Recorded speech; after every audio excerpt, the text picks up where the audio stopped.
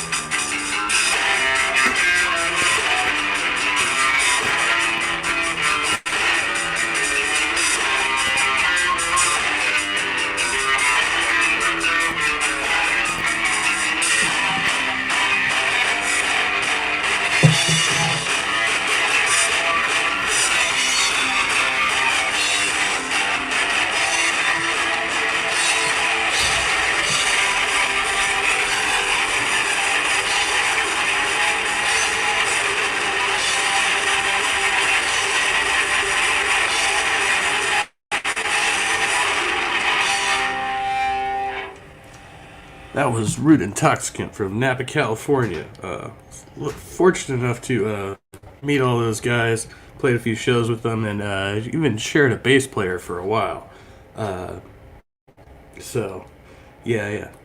Fuck your copyrights, YouTube. Thanks everybody for joining. May open up the room in a minute. I got a thing to do. I just gotta finish up this thing.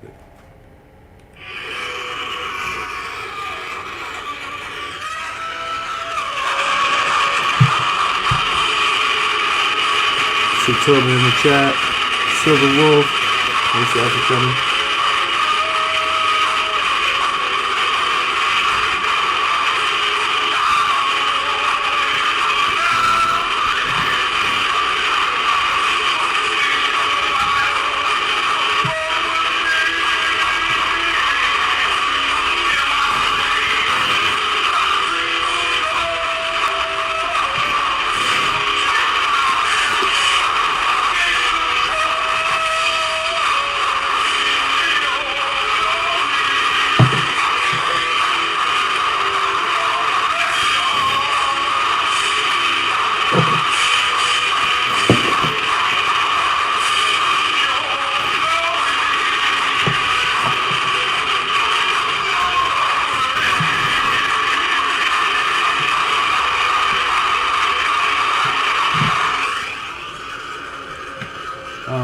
So that's Stone Choke, by the way.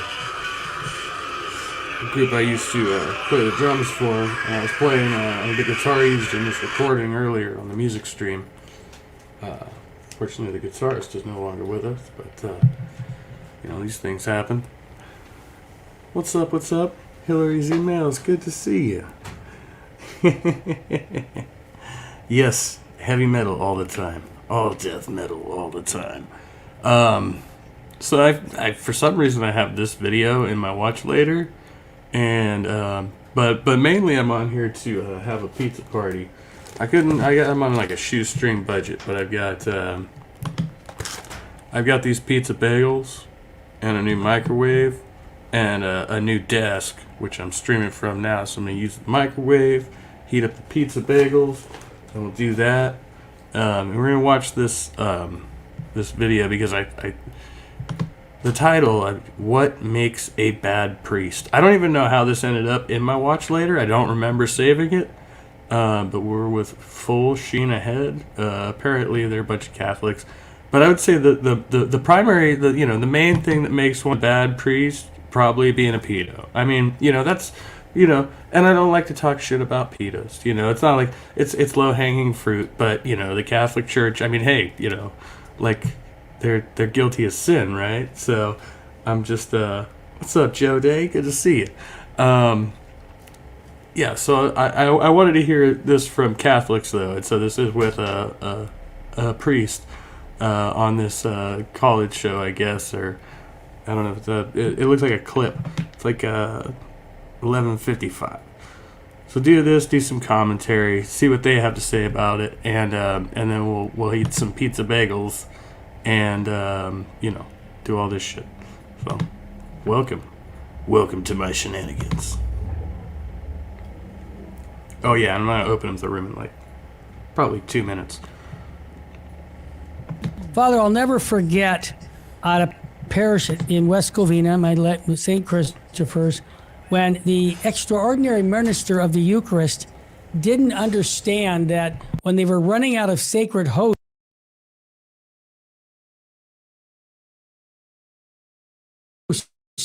she went into the sacristy, which I was back there,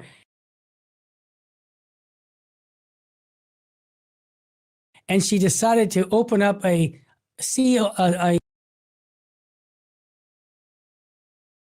cellophane bag, container of unconsecrated hosts. She put them into the ciboria and brought them out for the extraordinary minister of the Eucharist to hand out as the body of Christ. I mean, this happens way too much. But let me just shift gears for a second, because these stories, I could spend the whole hour, and you could too, talking about that. But over the weekend, we had Corpus Christi Sunday, and we had a traditional priest come to our chapel. We had a Eucharistic celebration. He did a Tridentine Mass, and then we went out onto the streets of Covina with a cope and had a whole thing with the altar boys, everything. We went out onto the streets and did adoration. There were 4 side altars where you stop. It was just so beautiful, and people coming out of the streets looking at us like, what's going on? What's going on? It's our Proud to Be Catholic Day. We're explaining to people John 6, that unless you eat of my body and drink of my blood, you have no life in you, for my blood is real food and my blood is real. So they're like out on the streets demonstrating. They're like, it's Catholic Pride Day. Yeah, we just made it up. Yeah. So drink. So the bottom line is, it was a great time for us to witness. Now, I know a number of parishes that did that. Now, 30 years ago, I never saw that. 20 years ago, Father, I hadn't seen that. Now, it was common probably when you were a child. Am I onto something? Oh, absolutely. It was part of who we were. Absolutely. Now let me. You also had this program this way. Tell me. You had first communions. Yes. Had first communions. Right. In May. Of course. Therefore, you had the first communicants, boys and girls, all dressed in first communion attire. Yes. In the Corpus Christi procession. That's right. I forgot about that. That was a whole part of it. That was part of your first communion. Powerful. To be in that procession. It was powerful. Great. Father, I'm going to shift gears, and I want to get your take on something. And I know I don't want to blow a gasket, but I blow a gasket when I see this happening in the church for most of my life, especially in the last 10 years, I'll be honest. Monsignor Charles Murr said that these are modern errors that every Catholic should know and avoid. Number one error, mercy without reference to repentance. He said, for too many today, mercy has come to mean, hey, God is fine with what I'm doing. But true mercy does not overlook sin. I guess this is like the free grace mentality, right? Like, basically, like, you can repent of anything, like, but he's saying that, oh, well, God will just give you mercy, like, you just come to church and everything is great. It presupposes it, Right. sees it as a serious problem, and offers a way out Is of sin. that a problem in God's church? mercy is the way. Because it was my impression that they're like the ones that you go to confession, like no matter what, you tell them if you like, accidentally nutted in your pants or something, and you saw, a dirty part in a movie, or I don't know, whatever happened. Of extending a hand to draw us out of sin. And this is the line that I wanted to have you take. And that is why repentance is key that unlocks mercy, for it is in repentance that we reach for the grasp of God's merciful outreached hand. Am I just blind? I see it all the time where people just presume that God is just going to let me in. Oh, I'm fornicating, committing adultery. But you know what? He understands. I don't need to repent because, we're going to all be saved. Has that been your experience? Have you seen that, especially in the last 10 years, that somehow they think that repentance doesn't necessarily necessary for you to be forgiven of sin? Well, my question is, again, who are you repenting to? Like, are you talking directly to God, or do you have to go into the confessional? Because I think that plays a big role in it. Like, there's more association of guilt when you have to confess to another, like, actual person who you're going to have to face, like, later on in the day, right? And they know this shit about you, right? If you're just talking to God, it's whatever, like, it's between you and God, as they say, right? But if you tell the priest, who's the priest going to tell? You never know.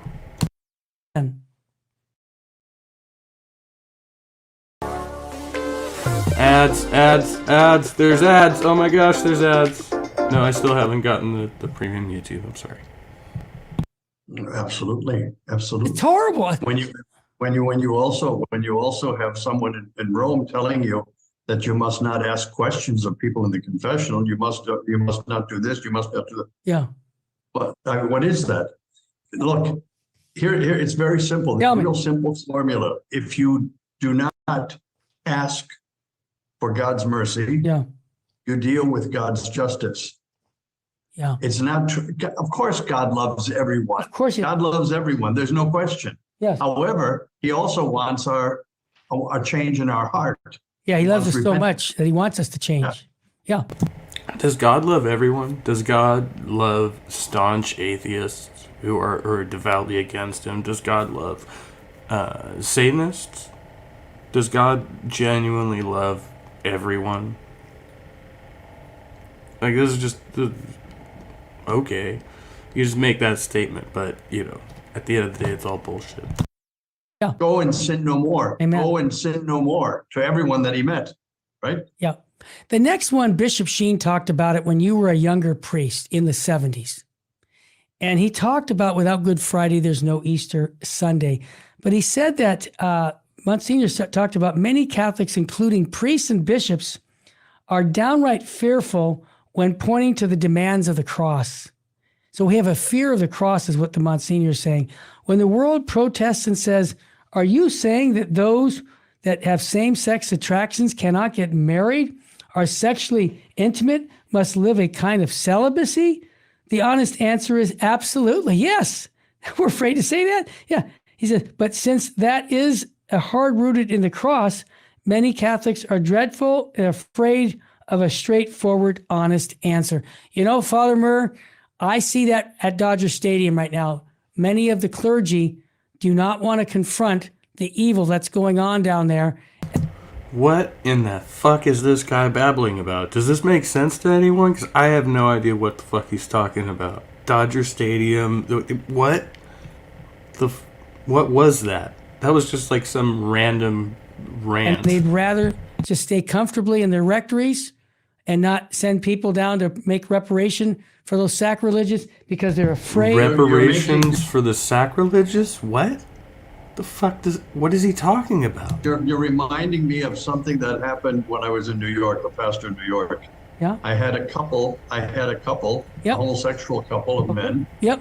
come. They wanted to put their son, they adopted a child, Yeah. in the Catholic school, in our school. Okay. And they said, we wondered if there was going to be a problem. Yeah. I said, well, there's no problem. Certainly, he can join the school here. That would be wonderful to have. I said, but I want the two of you to understand something. He's going to be taught Catholic doctrine, Catholic discipline, and Catholic teaching on everything, including homosexuality. He's going to get the Catholic. Oh, see, there we go. The homosexuals, but not the priests. You know, we don't want to. You know, we'll just move them around and pretend it's something different. You know, like hypocrisy all the way. It's hypocrisy all the way down with these guys. So they're not going to address that. They're just going to be like, well, we're very anti-homosexual, even though most of the Catholic Church is fairly progressive, I guess you would say, but only because they want to, protect the pedophilia.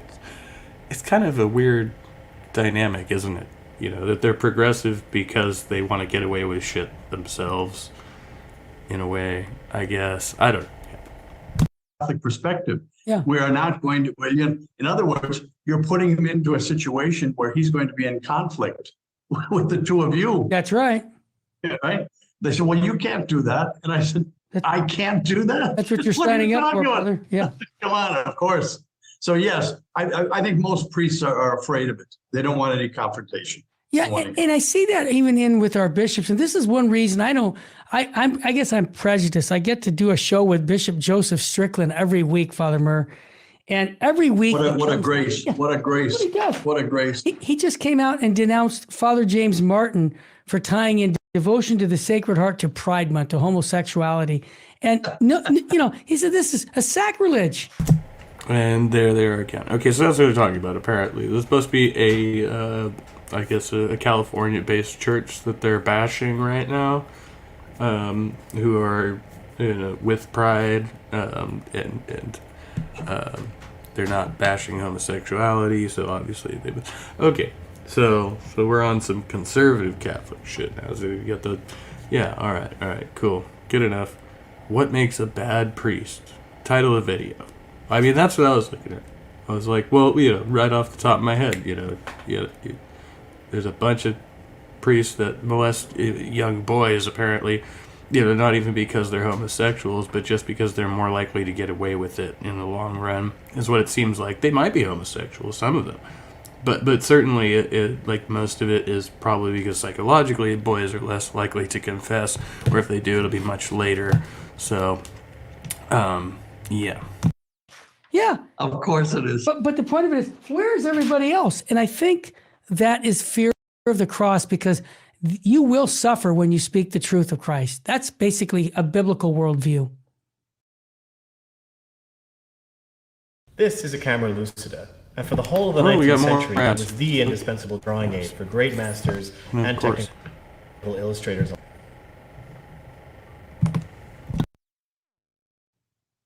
I'm talking about the clergy. Yeah. We are also afraid of our own. Yeah. We are afraid of our own, not just of the world. I see. We're afraid of how we're going to be judged by other clergy members. Wow. That's a strong statement. Well, your friend and mine, Monsignor William Smith, I think. Great man. Yeah, great man. He used to say on his cassette tapes that I used to listen to on moral theology back 30, 40 years ago. He said, a problem with most priests is they want to be liked. Yep. And I thought, wow, he's nailing it. Yeah, nobody wants to be like, oh no, do you like me? I won't talk about contraception, because then they might not like me.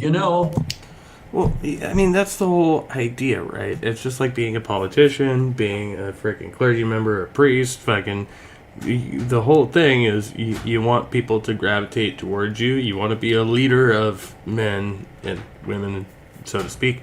Like it's just a figure of speech, but yeah, okay, so that's the idea. Yeah, people need to like your ideas. You need to make them like your ideas, or at least make your ideas jive with theirs in such a way that they're comfortable with you having this position of leadership, right?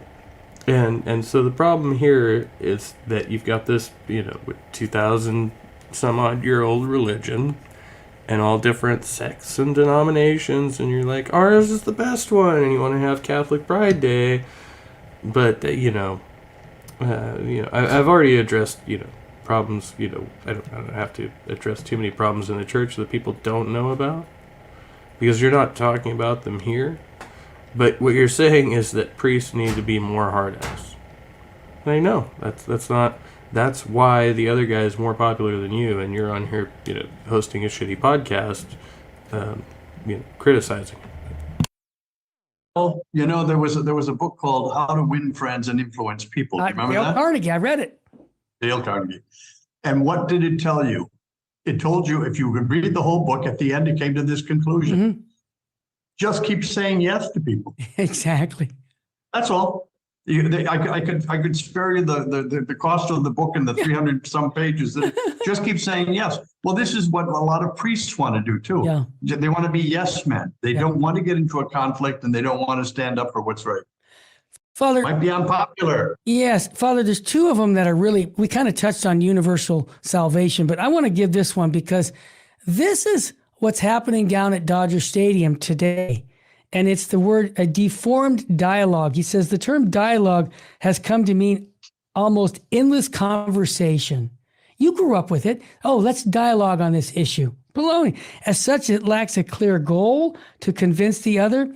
It usually means let's just talk. In our culture, You know what else, Terry? Tell me. You know what else, Terry? No, I Let want me to hear. tell you something on that. Tell me. I can't Okay, so I had to stop it, and some shit happened here. Okay, so this is from like a month ago. I want to see Dodger Stadium. What is the Catholic Church? Okay, yeah, that came up. June 19th. Catholic protesters gathered at Dodger Stadium on Friday, hours before the Sisters of Perpetual Indulgence were to receive an award on LGBTQ. Okay. So there's a protest that I was not aware of at Dodger Stadium. And the Sisters of Perpetual Indulgence? What is that? Now I need to know. Okay, Sisters of Perpetual Indulgence. They are a charity group? Fucking, what the fuck? I just, oh my goodness. I'm fucking dying right now. Hold on. I'll show you this one. If you haven't seen. This is amazing. We have a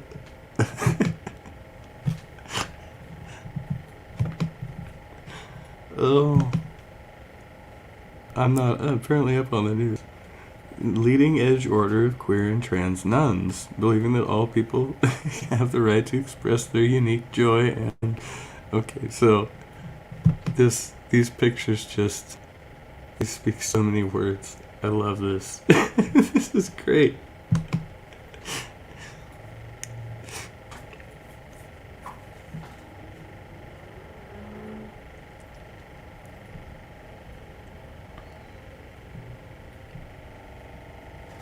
Oh, beautiful. News that the Los Angeles Dodgers had invited the Sisters of Perpetual Indulgence, an LGBTQ activist group known for members who dress in drag resembling the black and white habits of Catholic sisters, happened to break as I was reporting on a forthcoming story about actual Catholic sisters. Earlier this month, the Sisters of Charity of New York voted to begin a process that will effectively bring to a conclusion their nearly 200 years of ministry, or as the sisters put it, they will now embark on a path to completion. In the days following the initial announcement of the Dodgers' decision, especially as images of the drag troupe filled social media, my mind went to women, religious... What? Is this a typo? What the... Anyway. Including some sisters of charity whose good work too often goes unnoticed and who are collectively the unfortunate target of mockery. Last week, the Dodgers announced that they would honor what you might call drag nuns during their Pride Night on June 16th, a common promotional event at many major league ballparks during the month of June. The conservative political advocacy group Catholic Vote highlighted the news on May 12th, and 3 days later, Major League Baseball, blah, blah, blah, blah, blah, blah. Okay, so they had these folks out at this. Okay, so this is great. I love it. All right, now I have a background on what's going on, and we can move along. That was amazing. I'm all. I totally. I have so much information about things that are going on these days. All right, but let's find out more about what makes a bad priest, because totally, yeah.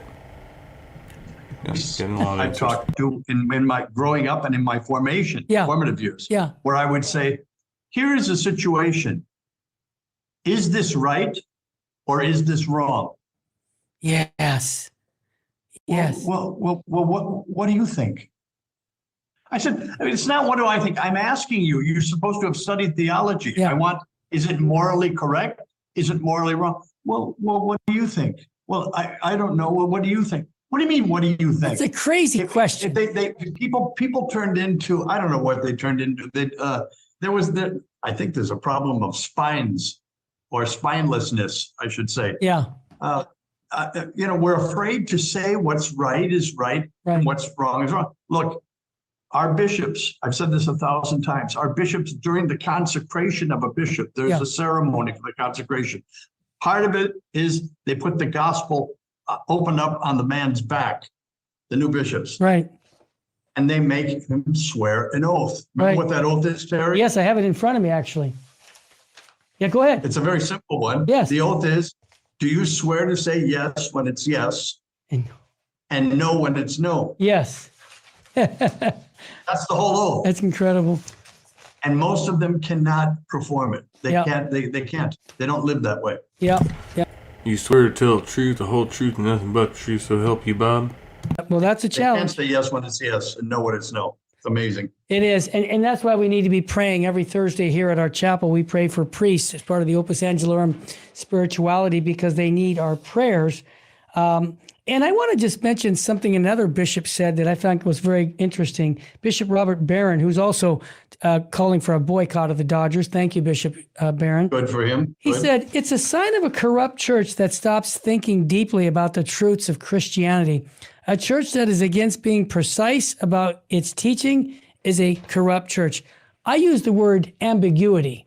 We have a lot of ambiguity today in the church. What does the church really teach about homosexuality or or divorce? We have a lot of ambiguity, and I think we have to clean up that on that side. Well, it's not ambiguity, right? You have a clear translational error, right, and disagreement on that translation. So you can't call it ambiguous. I mean, you have one opinion, others have differing opinions, right? It's your job to persuade them that homosexuality is wrong. Now, I don't think you should do that. I think it's a lost cause. Like ultimately, and even as the Bible states, sinner's gonna sin. So you got to drive this repentance point home, man. They got to go and confess. Maybe the priest can stop molesting people if they just get to jerk off in the booth. I don't know. Father Murr, I think so. I think a lot. You think so? Yeah, a lot. When we come back from the break, well, first of all, let's take a minute to talk about how people can purchase your books. Can you share it with us? And I'm twisting your arm because I want people to hear about it. How can they go? Do they just go to your name or website? Well, they can go to my name, Charles Murr, www.murr, charlesmurr.com, Great. my website, or on Amazon Excellent. or Barnes and Noble. Perfect. Well, I'm not recommending that you send Father Charles more hate mail, but, you know, I mean, he just gave his information out on the internet, so there you are. No. What are you going to do with it? What are you going to do with that? My headphones are literally falling apart. I need to find my tape. So we're going to have a musical interlude. Woohoo! Since nobody's joined yet. I'm sorry I almost choked you, Silver Wolf, but I'm glad you enjoyed that. I don't know what I said, but must have been something funny. I'm not very funny usually. I'm, occasionally funny. I tried to do comedy one time, stand-up comedy, but it didn't work out so well. Alright, we'll probably get a copyright hit for this one. Fuck. It's appropriate.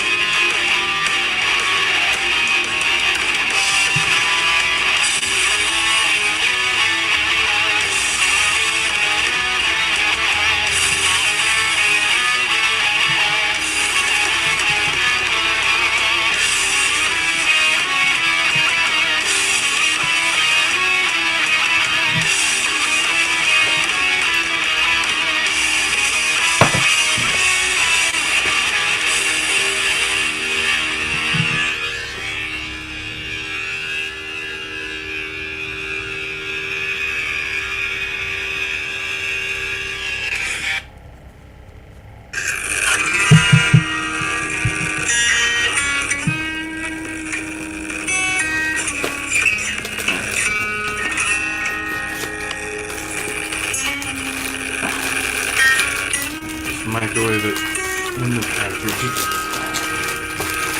Plastic off.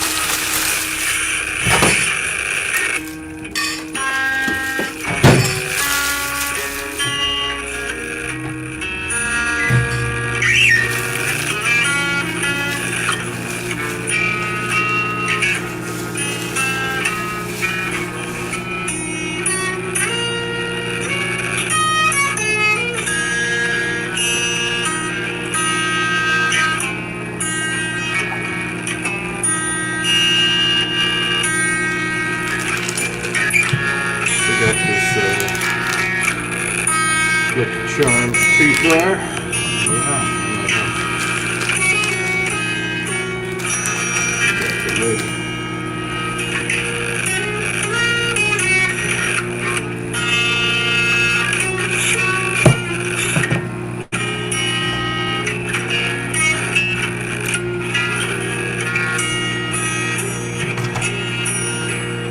What's up, Cher? Good to see you. Cher Wilkes.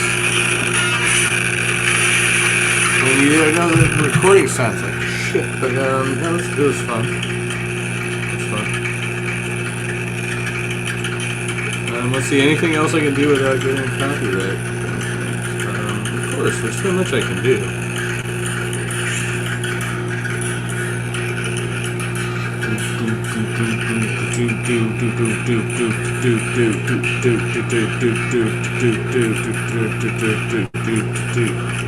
I misspelled the name of a band that I'm in. It was an honest typo, but it's not acceptable. It's not acceptable. Aha, yeah.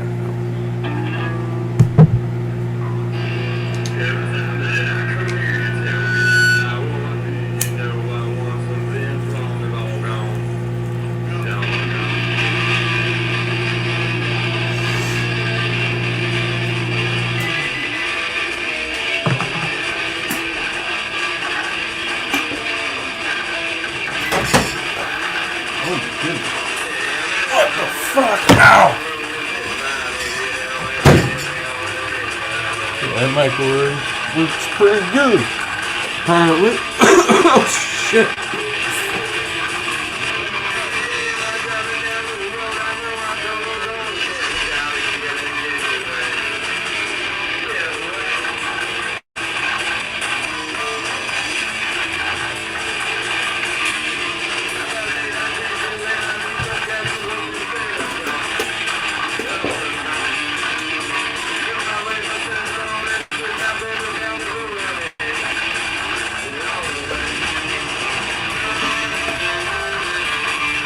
We have the best music here.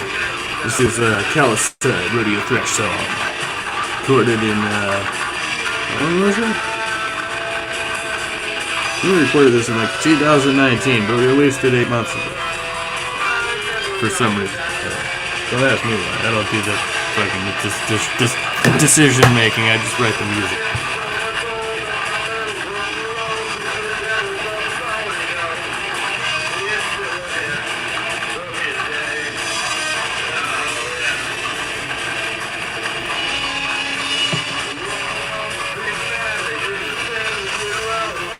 Am I okay? The answer to that question varies from moment to moment.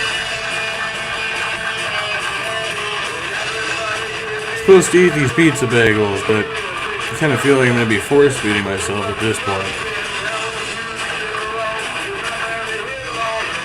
I'm just trying to make it through today, you know.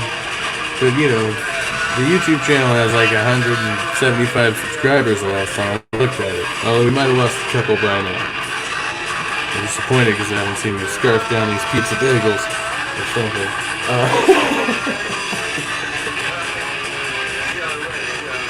I played a little music this morning. I might do some more. I just need to stream for a little while. That helps keep me sane, sort of. Maybe it makes me more insane. Not sure at this point.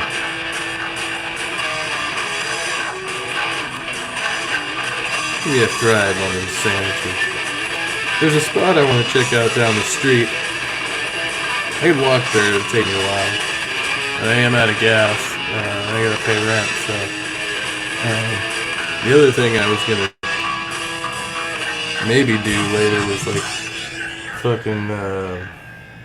I was thinking about doing a Patreon stream because I haven't done one of those in a while. I still have a Patreon account open. And I'll just do a free Patreon stream and go on this Cosme thing and like watch a movie over there and just hang out. And if anybody wants to, like, there's like a, I don't know, I've got to try it from the computer. I haven't done it from the computer. Actually, I'm going to try to do that now. Cosme.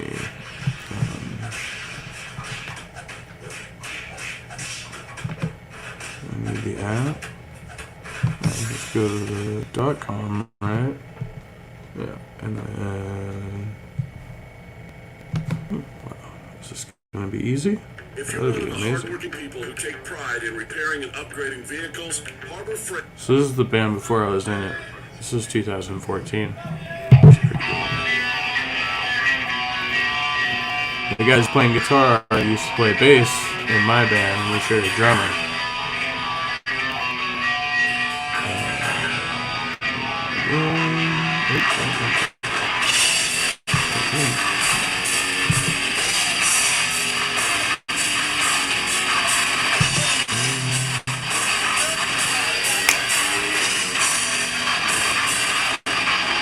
haven't played this one in a while.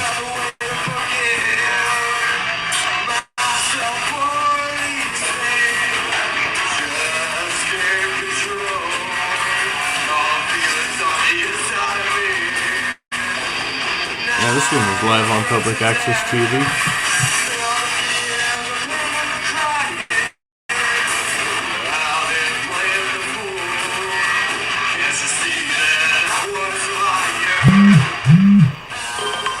Oh, fuck you.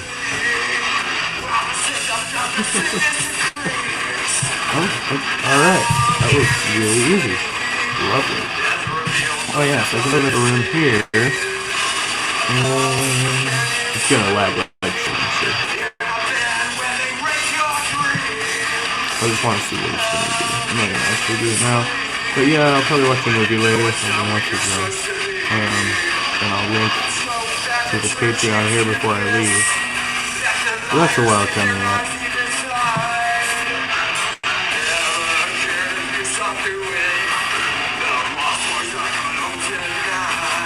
One selection. Okay, so it's not bad though. Played a couple comedies. But I'm thinking about watching The Fifth Element, because I haven't seen that movie in years. I remember seeing that in theaters when I was a kid. So I might do that.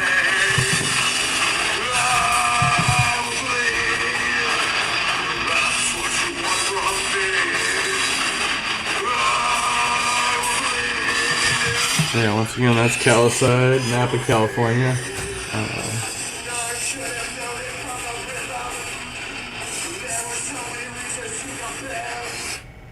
He's just doing some Neil Young.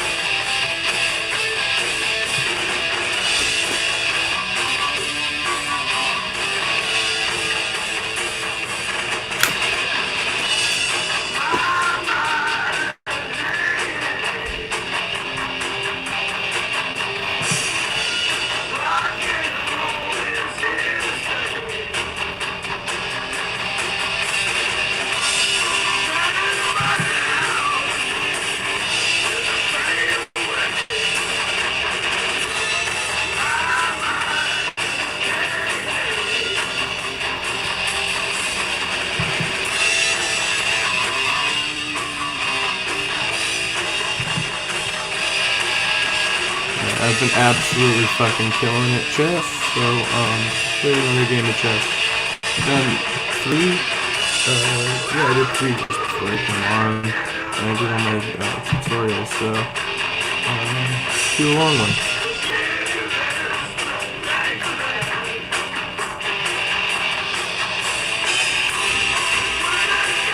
Open the fucking pocket now to do that.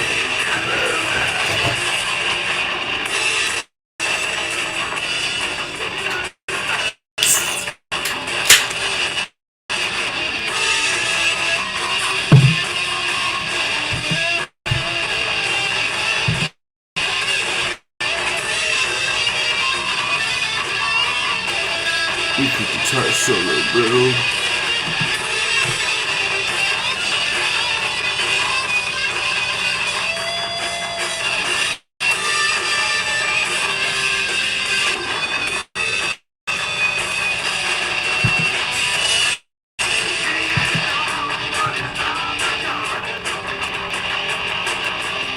Oh, I can't fucking lag so bad.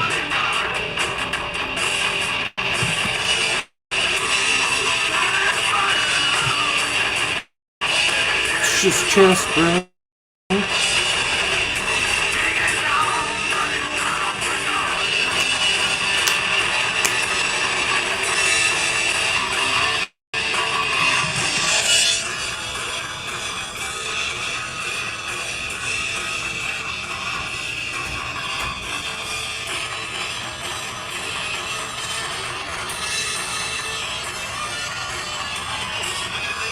Alright, check this one out.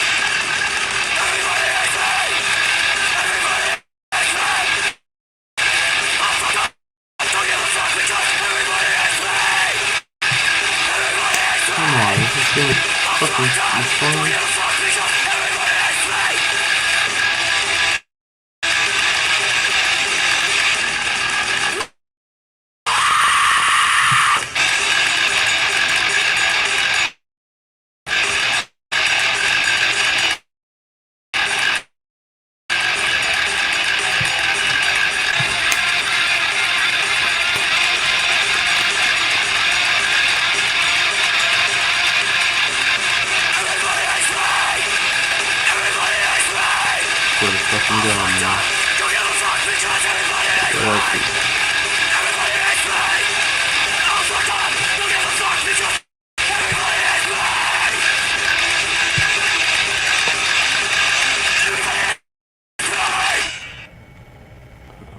Okay. So that was Psychosomatic. Everybody hates me.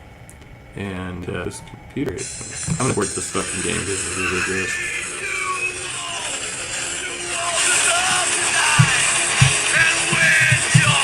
Oh, there's some cancer slug. It popped up in the autoplay. Nerd, say this motherfucker. Like, what? Welcome.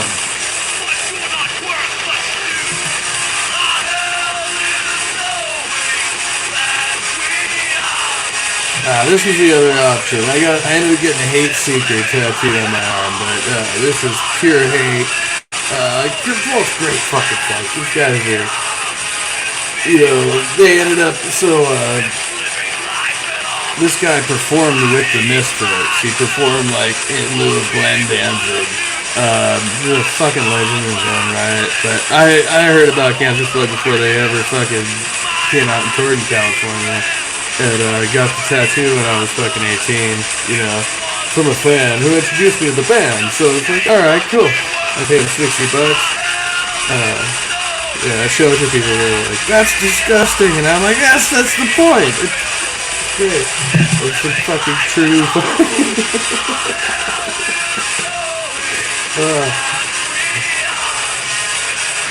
I think these guys are fucking amazing. Guys and girls, I don't know who's in the fucking band at this point. I had to meet Mike Horgan, the original drummer on this recording before he died, and he ended up dropping dead, so we got a new drummer. Yeah. Fucking music history right there. Stick around, you might learn something. I joke with Chris.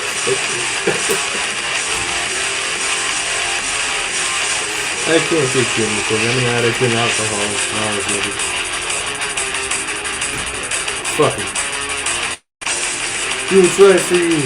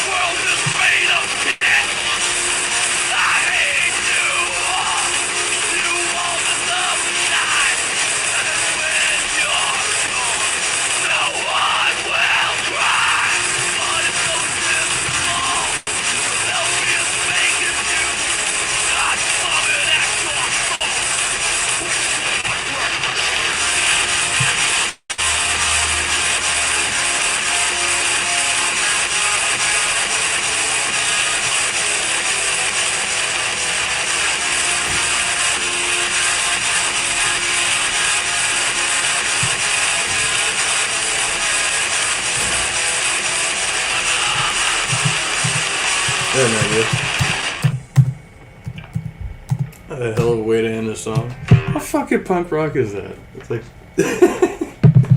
fuck you.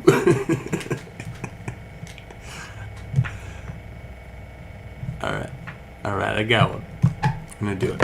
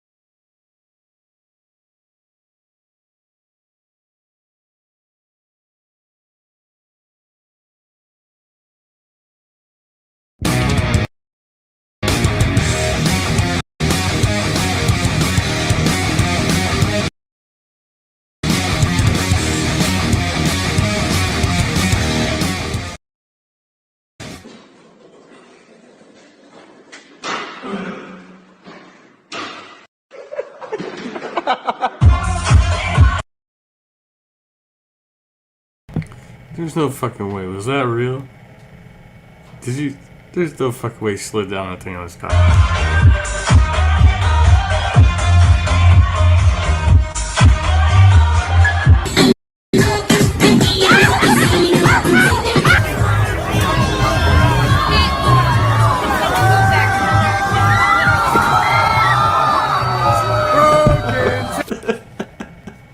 That was great.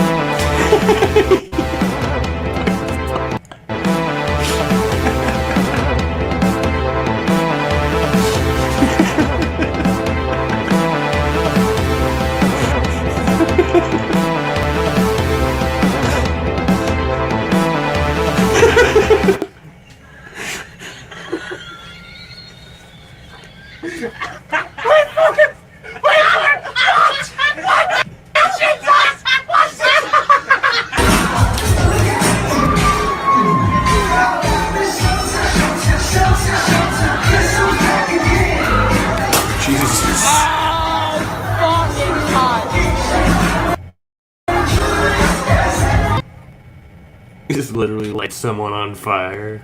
Like, fuck, dude.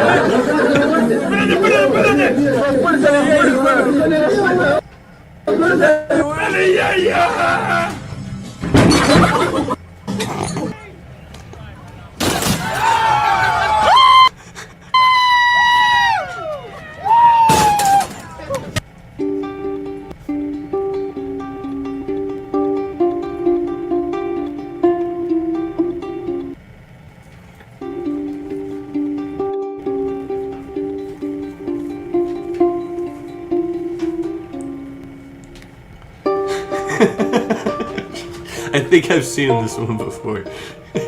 Yeah, this I vaguely remember this.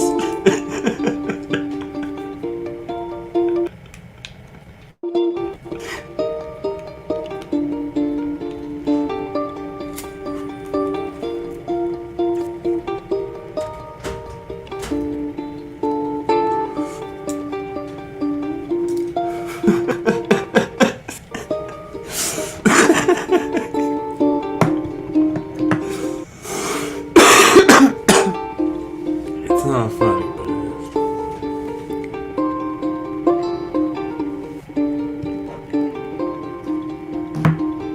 It's funny because I'm not that drunk.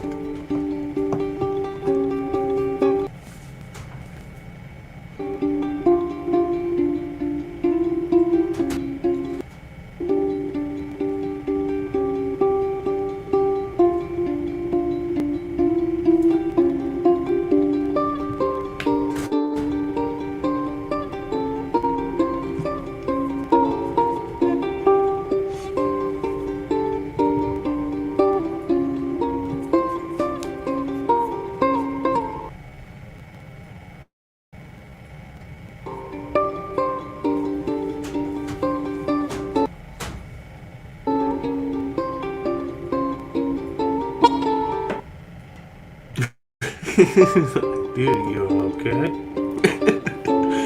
Yeah, I'm fine. I just gotta get my beer. Yeah, that's alright.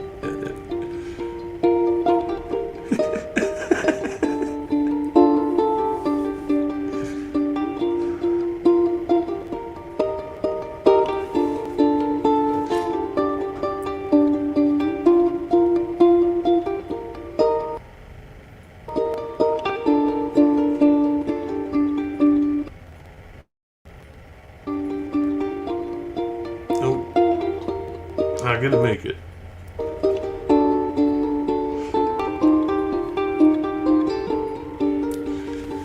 Sir, just give me a little bit more time.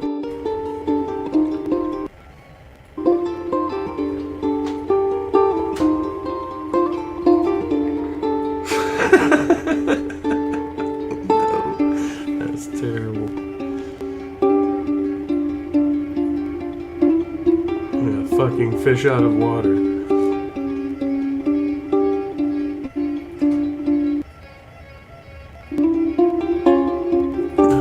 Opportune timing, isn't it?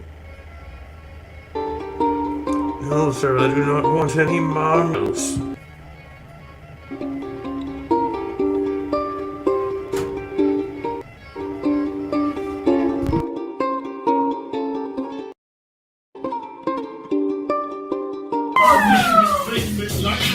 Hey, that's on fire. We're gonna get out. That is on fire.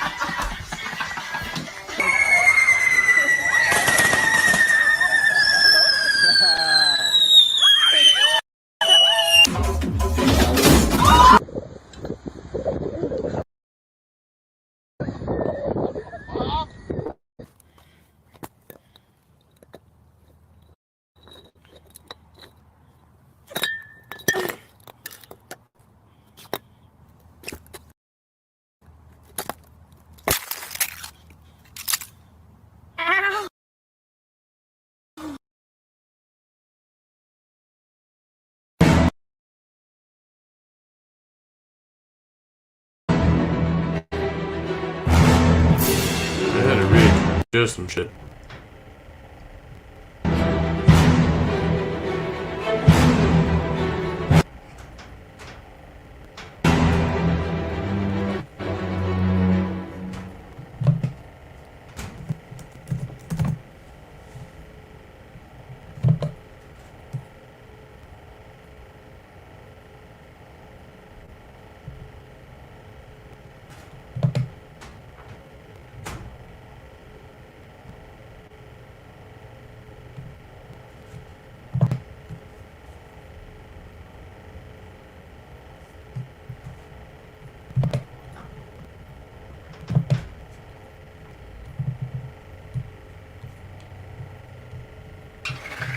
This is a switch bike. This is a switch bike.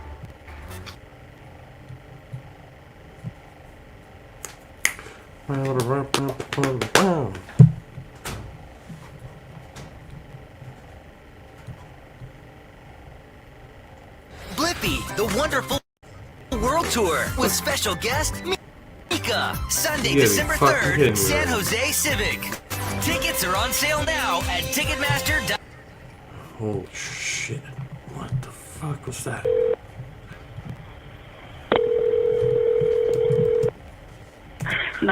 What is the location of your emergency? 4748 France Court. Is this a police or medical? My boyfriend is dead.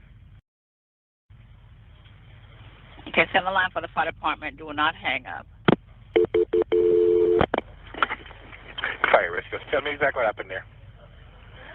My boyfriend and I were playing last night, and I put him in his case and we were playing, like kind of hide and seek kind of thing. So I fell asleep, and I woke up, and he was dead in the suitcase. So I don't know what happened. Okay, is he hanging from somewhere or what, ma'am? No, I pulled him out of the suitcase. He was in a suitcase? Yes, and I fell asleep.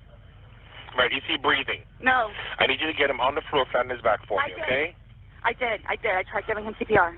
Yeah, He's okay. purple. Okay, listen to me. Lay him flat on his... Okay, ma'am, listen to me. I want you to lay him flat on his back for me on the floor. I did. Okay. He's stiff and purple. Okay, man, that's fine. We're still going to do compressions on him, okay? Place the heel of your hand on his breastbone, right in the center of the chest. Yes. Put your other hand on top of that hand. Just by looking at him, you can tell. Okay. Ma'am. Please. Okay, he just gurgled. Okay, listen to me. Place the heel of your hand right between his chest, right between his breastbones. Yes. Put the other hand on top of that hand. Yes, we want to pump his chest to me hard and fast, twice per second. 1, 2, 3, 4. 1, 2, 3, 4.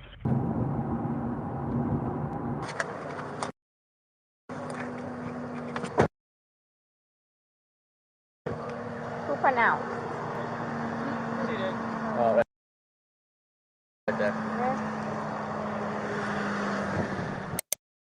This is 42-year-old Sarah Boone, who you just heard on the 911 call a few seconds ago. Her boyfriend was 42-year-old George Torres Jr., who she locked inside a suitcase the night before, ultimately leading to him dying of suffocation. Sarah's explanation is that it was a totally unintentional and unforeseen accident, but what she's completely unaware of at this particular moment is the fact she recorded 2 videos on her phone last night, the first of which was taken at 11:12 p.m., and shows her laughing at George while he's zipped up in the suitcase. But George isn't laughing. He's asking to be let out and repeatedly stating that he can't breathe. The second video was recorded 11 minutes later, showing the same thing, except the suitcase was flipped over and in a different area of the apartment. Sarah is both unmistakably and heavily intoxicated in these videos, which may explain the fact she didn't delete them. It would be safe to assume that she has no idea the videos exist. And yes, you will see the moment she becomes aware of their existence. But we first have to acknowledge how this episode was even possible, and that would be the Law and Crime Network. They sent us the uncompressed documents that comprise this video, and almost every case we have covered, or will cover, is already available in its raw form on this channel, which includes the 2 main items of public record in the case of Sarah Boone, starting with the body cam. This was just taken unannounced. Oh yeah, I did. Okay. Break, yeah, because my vape is empty, but I got I don't think I advertised this last time, but I got this at my dispensary. If I did, then whatever, I'll just advertise again. This is the Kush Mints. That's what I'm smoking, and it's pretty good. It's I have no complaints, and I got a discount. I had like $5 off, so it was $17, and I had a $5 discount, so I got it for $12. The Ape. So good bud, good weed all the way around, man. It's great. But yeah, this I haven't seen this yet, so this is like, I love this. She fucking suffocated the dude in a suitcase. This is amazing. We once had a case in the apartment complex I lived at when we had my son. I don't remember if it was before or after he was born, but it was around the time of the pregnancy, and we just saw all the cops, and we didn't know what had happened. There were a couple of big police incidents, but there was one where the lady had handcuffed the guy, but he got out of the apartment and he ran out of the street and he was buck naked in handcuffs, and they showed up and she had held him hostage. I was like, holy shit. This is like, you know, in the next building over, but it's still in our complex. So it's like, wow. So Body cam footage, which is right where we left off. Hello there. I had a cigarette, but get it for you, okay? Wait 1 second, okay? I really need something to drink. Okay, well, I got my Dr. Pepper on the counter. Okay, we'll take care. Give me 1 second. What's going on? I just got here. So fill me in. No problem. Like, he and I were putting a puzzle together. We've been doing some artwork together. You are putting a puzzle together? Yes, we have a puzzle that we started in there. Okay. Like having a good time with one another, but we're drinking. We had a bottle of wine last night. Okay. So then it's like we decided to play hide and seek, right? Okay. So suitcase. Okay? Who is this guy? That's my ex-husband, my former husband. How did he live here with you guys? No, I called him over here. Okay. I didn't know what to do. Here, let's talk in private, okay? I called you guys. All we had was a bottle of wine. Literally, just a bottle of wine. Okay. Doing puzzle artwork. Then we decided to play hide and seek. That's all that happened. Okay. Here, let me fill this deputy in, okay? Please may I have my Dr. Pepper? I am so cotton mouth right now. It's on the counter. I can't move it. Anything come out of the house. I'm so thirsty. Like, I'm... Here, I want you to sit down because I don't want you passing out. This is probably a lot for you to deal with, right?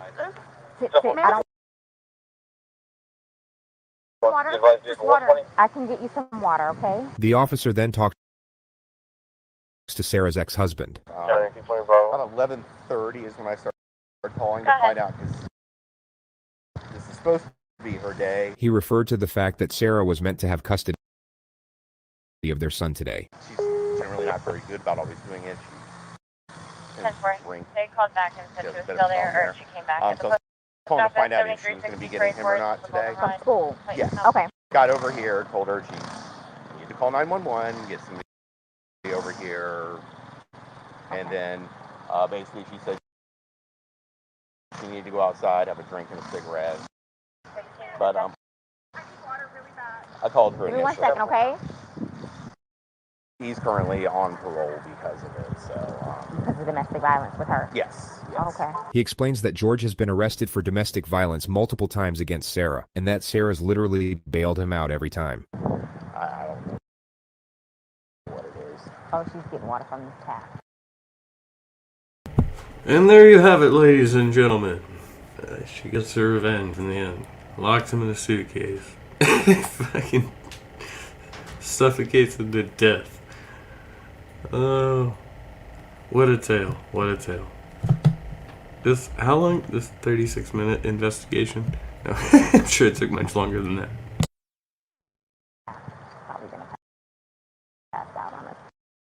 Okay, well, listen. The police officer asks the ex-husband to stick around for a little while longer. She then gets a notepad and returns to Sarah to collect more information. At some point, you put him in the suitcase? No, he got in the suitcase. So he thought it would be funny to be put in the suitcase. So I was like, okay, well, I'm going to joke with you and I'll zip you up and make him, squirm a little bit, whatever it is. But then I fell asleep. I fell asleep. Where was the suitcase? Right where it is. Right down there? Yes. You zipped him in there? Yes. Thought he would be funny, a little... It was. We both were laughing about it. And then I fell asleep. Where did you fall asleep? Alright, do you think, in the chat, do you think she honestly fell asleep? Or do you think she's just telling us stories now? Like, did he put it, how the fuck did he zip himself up in a suitcase? Like, you'd at least have to be able to squeeze your hand back in there. Like, I don't think that's legit. But, okay, yeah, that I fell asleep, just left him there. But there's a video, as we said, so. Fall asleep at? Upstairs. I just totally forgot. So you began to do CPR on him? Yes. Yes. About what time this morning did you start doing that CPR? No, it was the afternoon. And it, air was coming out and he was gurgling, but I could just tell by looking at him. But you knew how to do CPR? You were doing that on your own? Yes. Okay. I want you to sit back down because I don't want you... Can I have one more sip of water, please? Yeah, go. Can I have a cigarette, please? Ma'am, I can't take anything out of the house. It's on the back porch. Nope, all of it. It's secure, okay? The officer then confirms the ex-husband will be taking custody of the child. And your child is in school right now. He's not here with you. No. He's in school. He's in school. How old is he? This will be a fun one. He's 9. He's third grade. I can't even start with how you would explain something like this. Okay. The ex-husband leaves, and the officers wait for investigators to arrive. Not right now. We can't have you go and get anything. Why don't you sit in the shade? The investigators then arrive. Hey, Sarah. Did you get enough water? No, if you want to stay seated, I don't want you getting lightheaded. So remember I said the detectives were going to come out and talk to you and go from there. They're here. They're going to ask you a few questions and then go from there, okay? All right. All right, Sarah. My name's Chelsea. My partner, Scott. They ask Sarah what happened. So he decided to get in the suitcase. So I thought it would be funny and he was laughing about it too, to dip him up in there. go upstairs and fell asleep.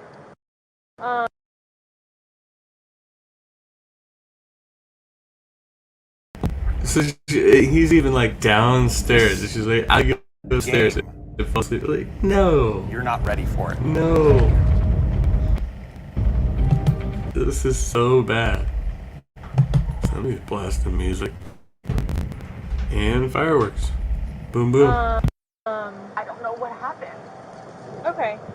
After you zipped them up, did you move the bag around and mess with them at all, or you just zipped it up and walked away I laughing? both were laughing about it, but I went upstairs and I fell asleep.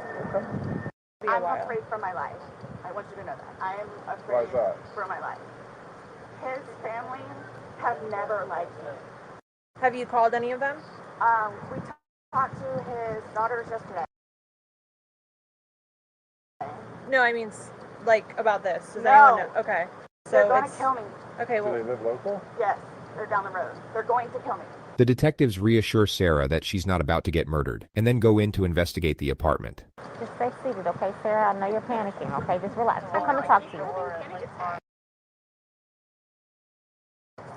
We'll keep checking on you. This police officer was brilliant. Her temperament was perfect for the situation. The investigators simply asked Sarah to stay somewhere else for the night, and to come to the police station the following day with any questions she might have. Sarah stayed... Okay, what? They let her go? Okay, so the title of the video, obviously, it indicates they're gonna get her. Me and my roommate just didn't agree with her. We were like, okay, well, this dude's got unnecessarily blasting music, but he's out here in his fucking truck. But it's Metallica, so we'll let it go, I guess. Alright, not gonna say anything. But what the fuck is going on in this investigation? Stayed with her ex-husband, then showed up at the sheriff's office the next day at 3:51 p.m. with an entire handwritten page of questions, the first of which was about when she's getting back her phone. I'm going to have you sit in the green chair that doesn't move.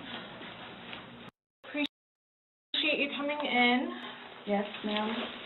Sarah takes out her page of questions, which the investigator semi-acknowledges then brushes off. So obviously, he received his autopsy. So I'm going to read you your rights again because we have to talk about that. Has anyone threatened you or promised you anything to get you to talk to me? No. And do you understand what I just read you? Yes. Perfect. Okay. Sarah has no idea what just happened. This morning we went to his autopsy, and we... Does anyone think... I think it's weird that they have the PMP of the investigator, but I don't know if it's just me. Like, it's just weird. Like, you would think they would have her, but instead it's... I don't know. We were informed of some injuries that he had by the doctor. So he had some injuries to his left shoulder. He had a cut near his lip. We could see his mouth was a little. I haven't laid a hand on him. Okay. So she whooped his ass and stuffed him in the suitcase. That's interesting. Forensics have since proven that George sustained his injuries the night he died, and he didn't have them before entering the apartment. Also, too, he fell off my son's bike. Okay. So I don't know. And he's notorious for running into the wall or the hall tree. So Okay. The investigator... Yeah, Silverwolf, I used to watch these on the regular, but I just get so much content now. Apparently I gotta hit the sub all button because I haven't done that, but, yeah. These are, I'm always fascinated by criminal investigation. The investigator details further injuries, including a contusion on his neck. And they're all recent. Like they occurred recently. It wasn't something that occurred post or that occurred a week ago or 2 days ago, 3 days ago. They definitely occurred, the night leading up to when he was. In all honesty, we have not gotten into it. I have no idea what it is. No idea what it is. We had a good time sitting on the back porch, having wine, and smoking a couple of cigarettes, and then decided to go inside and literally paint, do puzzles, and play, and listen to music. That's why.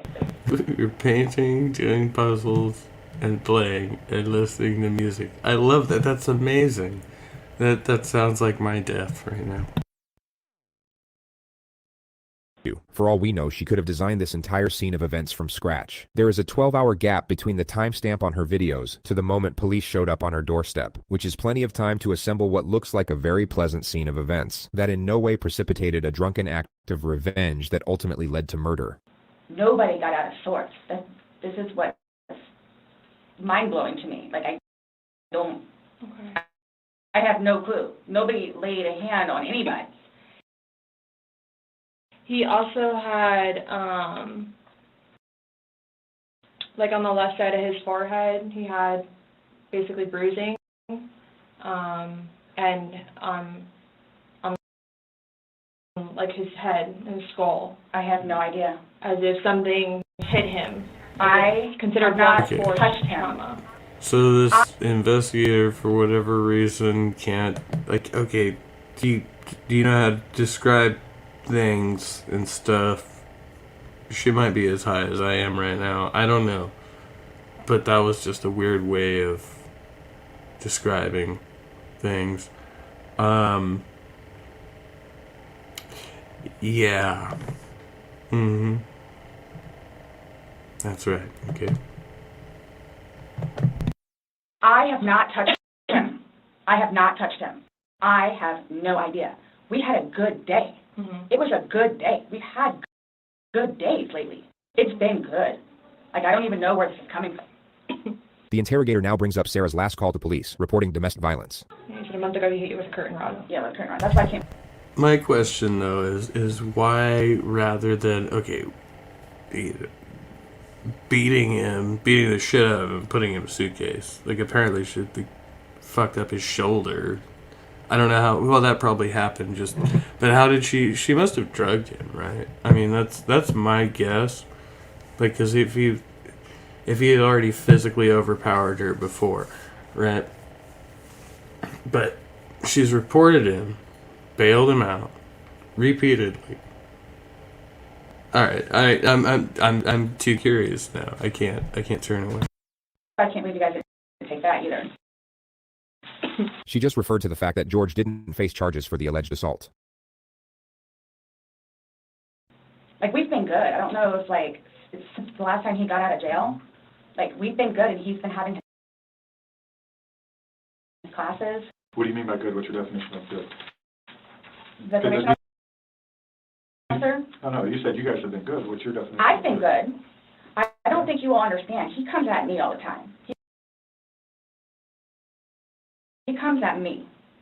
So it's either I flee or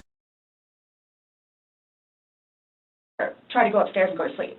That's usually what it is. And I don't know if you talked to Brian about any of that, but most of the time when I flee, I go over there. So Sarah is detailing possible motives for retaliation. Routine procedure would be to keep her train of thought locked on this element, provide encouragement and understanding while inquiring further into the suspect's grievances with the victim. The only problem is that the lead interrogator really doesn't like Sarah and abandons the task of pretending to, which makes this a significantly flawed, yet remarkably entertaining process to bear witness. Right, but you're saying that you guys have been good, and when I asked you yesterday, the last incident that you could remember was the curtain rod incident, which you said was a month ago, so give or take. Right. The investigator challenges an earlier assertion which remodels the discourse. Okay, so I guess that explains the angle of the video and why they're putting her on, because she's gonna go after this chick right now. She's like, no, I'm not buying your shit. But I know you fucking beat this guy's ass and stuffed him in a suitcase. And she's got the video, so alright, see how this one goes. Ready, set, go. Then starts defending her relationship with the victim. I really love him. Like I do. And I feel like I can help him. He came a really long way. And he was trying. He was really trying. She somehow transitions into the principle of how she doesn't normally drink, and it's kind of only because of George that she drinks it all. The occasional wine, whatever, or if it's a weekend, that's when you have a good time. You don't have to wake up the next day. I have to wake up the next day and do things. I can do it's all things his at once fault. and still know the 50 things more prior that I need to get done. He can't process like that. He didn't process like that. So the next thing you know, he doesn't want to deal with it. I'm going to go get something to drink. Nobody knew George better than I did. I say that I knew George better than himself. And I tried in every way, shape, and form. Ask everyone. I helped him. I took care of him. Sarah talks about George's anger management classes and the supposed progress he was making. And would always come home and show me his papers. And we would look over his papers together. Where it's like, wow, you actually learning this class? And some of the stuff that they would show him, like videos, he would come home and be like, Sarah, I'm so Give the man sorry some for what I credit. did to you." He changed. And that's why you're still with him, even though he's done all these things to you. When I tell you I love him, I love him. When you love somebody, you have limits. Everybody tells me that. At some point, somebody gets enough. In the next moment, the detective will say, then they have to do something to defend themselves. Sarah's temperament will completely switch at the completion of this sentence. Then they have to do something to defend themselves. I would just flee. And I don't know if you would like to see on my phone, or I think it's actually on a laptop. She explains how she once filed a restraining order against George, knows that that. for She some was reason about brings to up like his go into hysteria, and then she just went. ex-wife. When I say a monster, she's a monster. Like, it does, she... The interrogator lets her vent about the ex-wife for 2 minutes. She will now bring the focus back to the investigation. Since talking yesterday, You're always saying be the change. You're always saying be the Come on. change. Be the change. Let's do this. Yeah. Never have captions on. They want to.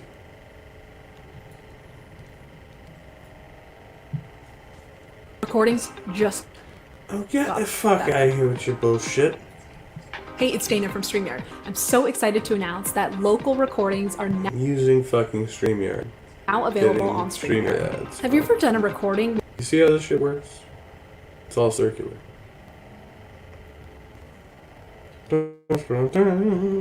since talking yesterday, do you remember any like timelines better? Like what time you guys were playing? What time he was zipped up in the luggage? What time you went upstairs? We started because we cleaned the house a little bit, did some laundry. She recalls the game starting at around 4 p.m. and her going to sleep at around midnight. So I have 4 and I have midnight, so there's a big gap. So I'm just curious, like, if you recall when you went upstairs. It's like 8 hours, motherfucker.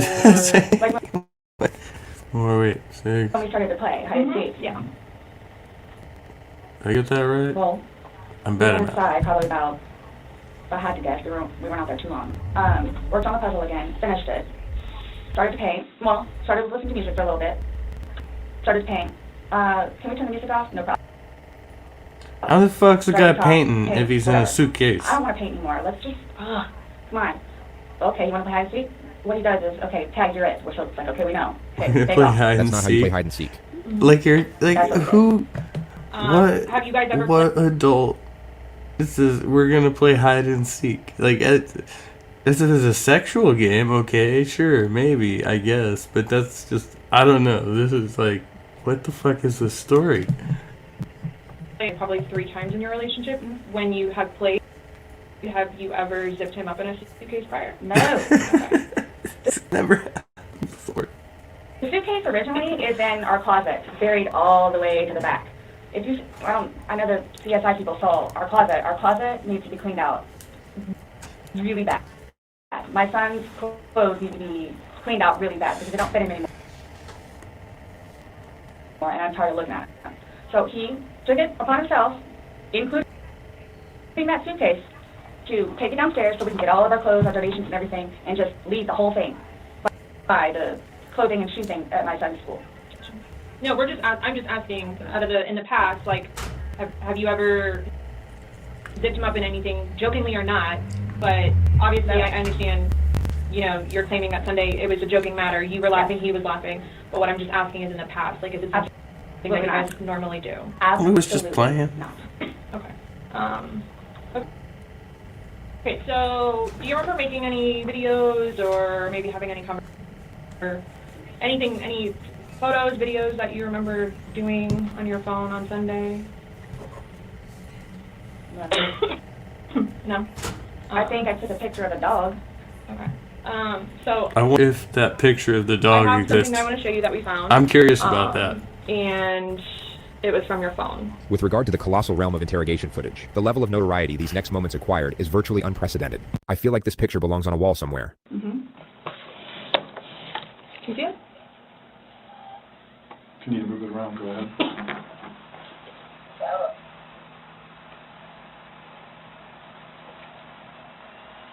No, I don't remember that. For everything you've done to me. For everything you've done to me. Your battery's about to die. Shut it down. Oh, okay. Let me. Sarah may have been hoping that that was the end of it. Really can't say that I blame her for that. Is it long? Because I don't know how much I can take. Did they really have to plug the laptop I don't know in? how much I can take. Was that, I mean, that's... Do I have to watch this? Did they do that intentionally? I continuously throw up. I don't sleep. I don't want to see it. If that's okay. You can either explain it or we take it for what it is. Yeah. We're just trying to give you the opportunity to tell us what's going on. That's it. Got the video of her. She's like, oh, I can't take it. It's that long? 2 minutes. For everything you've done to me. For everything you've done to me. Fuck you. Stupid. That's my name. Don't wear it up.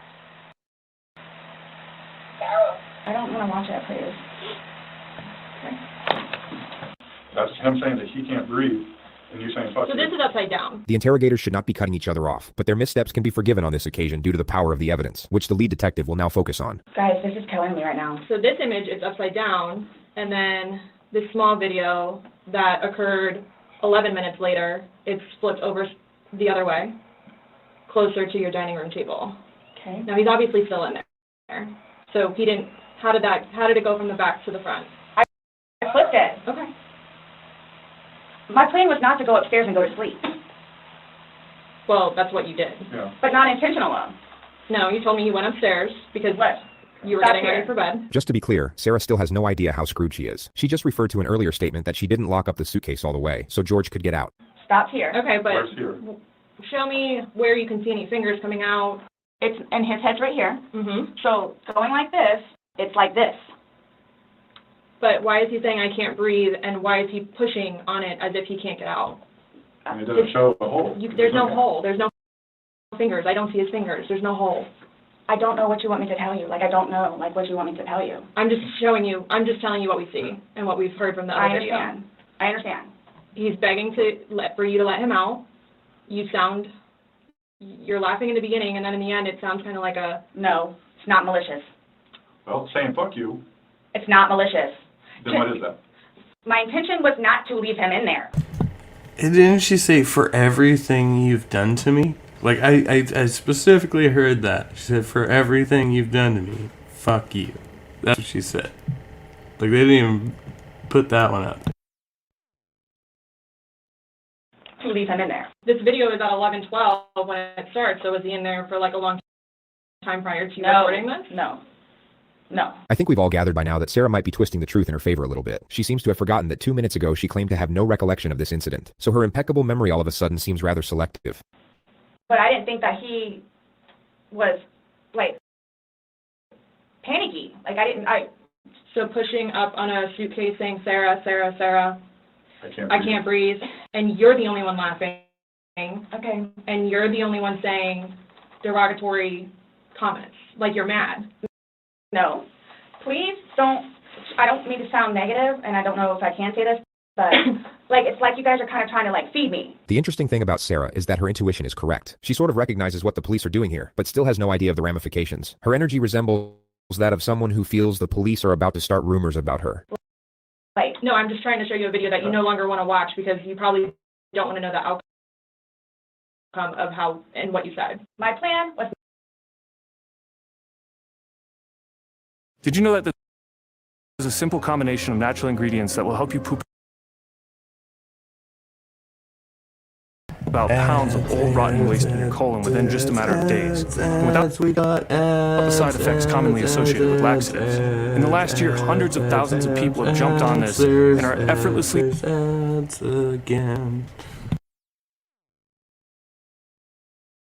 My plan was not to go upstairs and go to sleep. My plan was not to... He'll be up here any minute. But you willingly went upstairs and went to sleep. No one forced you to go upstairs and get My ready plan for was bed. also to leave him in the suitcase. So why didn't you take him out? Because I went upstairs, and then I fell asleep. But why didn't you consciously think, he's asking to come out, he I can't didn't do it intentionally. What do you think is going to happen if you leave somebody in a confined space like that?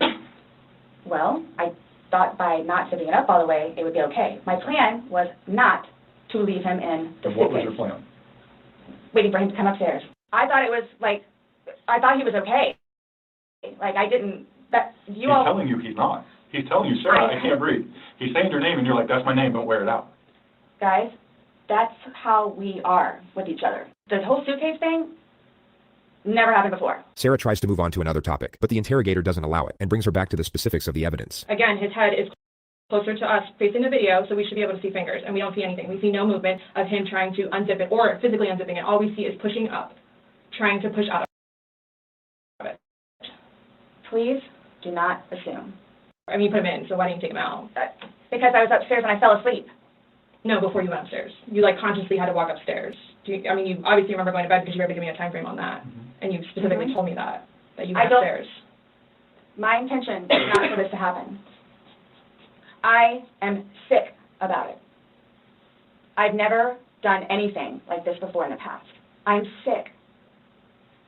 The lead interrogator starts playing the video as Sarah is mid-sentence reiterating her innocence. I don't know.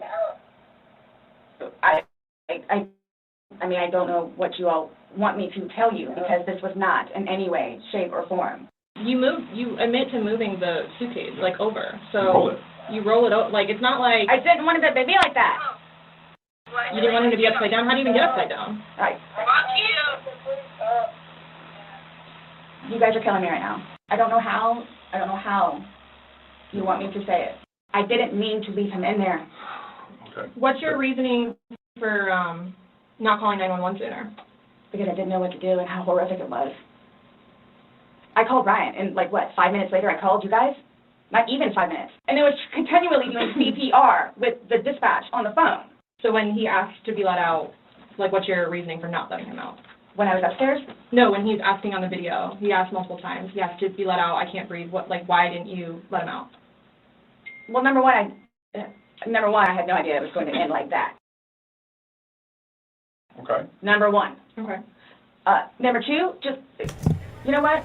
Yeah, sure, and notice, they said at the beginning of the video, her tone shifts, and as soon as she finds out she's caught, as soon as she sees that there's video evidence of her, her whole demeanor changes, and now she's totally on the defense. She is going for remorseful, crying.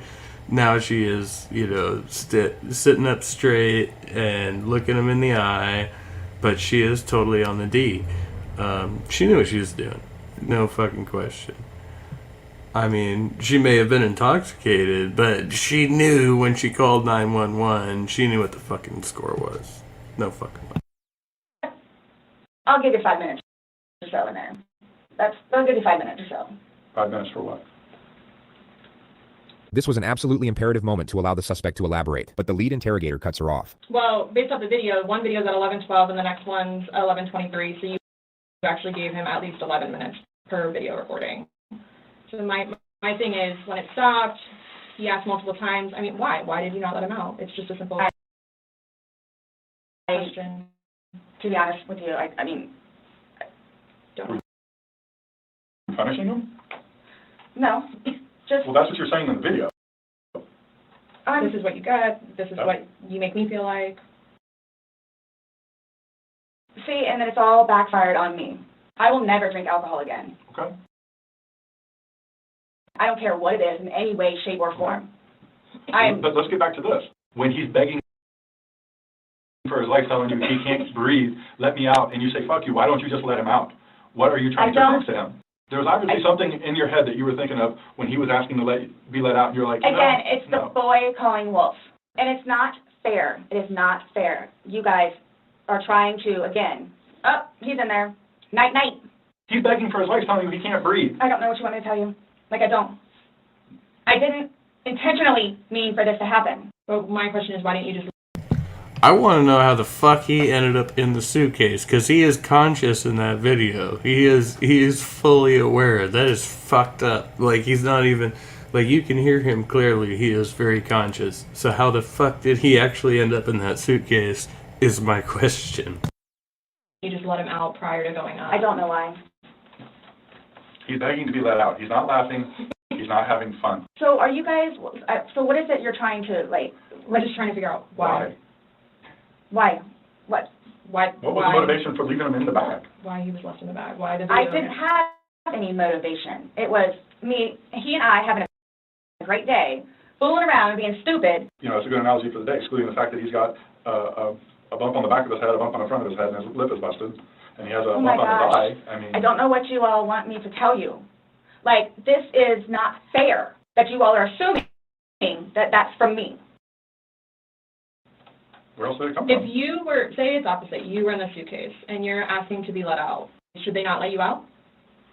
Eventually. I'm guessing. I mean, I'm blaming it on the wine. Blaming on the wine. After talking to you, everything was laughing and fun. Now we're watching a video where it's not laughing and fun. He's begging for his life, and you are in a very angry voice telling him to fuck off. No, it's not fair that you guys keep trying to say that that's what I did. And If he could push it open, why wouldn't he have gotten out himself? Why would he beg you to open it? and tell you he can't breathe. Okay. If someone can do something for themselves, they're going to do it. They don't need assistance. You two didn't lay hands on each other. No. No. I don't have anything. You're right.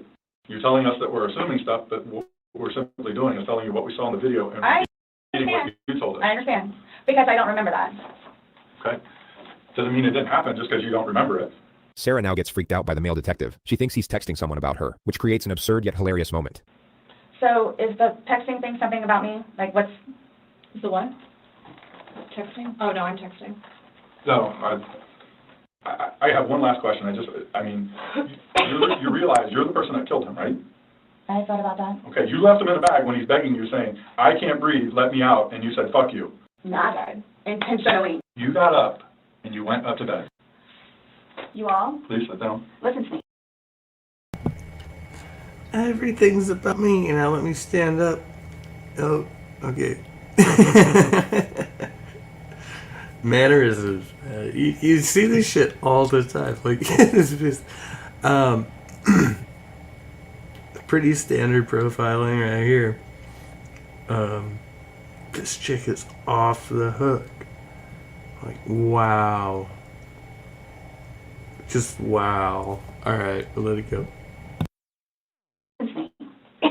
I did not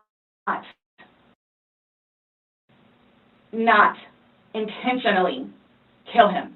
I got you on video screaming, fuck you. This is what it feels like when you're choking me. They're still feeling towards it. So basically, at this point, she is trying to plead for like some type of like manslaughter, some lesser. Well, I didn't mean it. You know, she does. She has the fucking video. Like, you can't. The switch bike. No. This Like, how are you is a gonna switch try and shake that one off? That's ridiculous. So crazy. Feeling towards it. You wouldn't say it if you didn't feel it. And then you flip the bag around. Several times. I didn't do that intentionally. You didn't intentionally flip the bag around? No. Why would I do that? Well, you Good told us question, you you did did. it. When he was upside down. Right. Well, you had to put him upside down. You can't get in a suitcase upside down because It had to been on his back with the lid open for him to get in there, for you to zip it up. Then it shows it on the other side with him in it, so you had to flip it to there. Then there's another video where it's on his back again, so you had to flip it I'm there. leaving it like this, please. I'm leaving it like this. I did not intentionally do this. You left him in there. You didn't try to Oh my dance around the gosh, side. this is- You left him in there. This is not. You didn't leave him in there? It's not cool. Like, this is not cool. It's not cool. You intentionally left him in there and left the room. You went upstairs to a different room. I would do anything for him. well, you gave up checking up on him. I don't know about a suitcase. Oh gosh. Anybody looking at it, I don't think anybody would look at that video and go, George is having fun right now. The discourse repeats itself a few more times, and then Sarah brings out her list of questions. So, am I getting my phone back? No. Not today. What about Lucas's laptop? No. Not today. How do I go about getting his wedding ring, engagement ring? It's at the medical examiner's office. It'll come to us eventually, and then It'll be released. She wants a fucking ring? She's like, okay, the phones and the ring? That is her concern right now. She's all business. She's just all business. No fucking remorse. not a spec. That's crazy. To the next of kin. Yeah, okay. I bought it for him. That is a civil issue.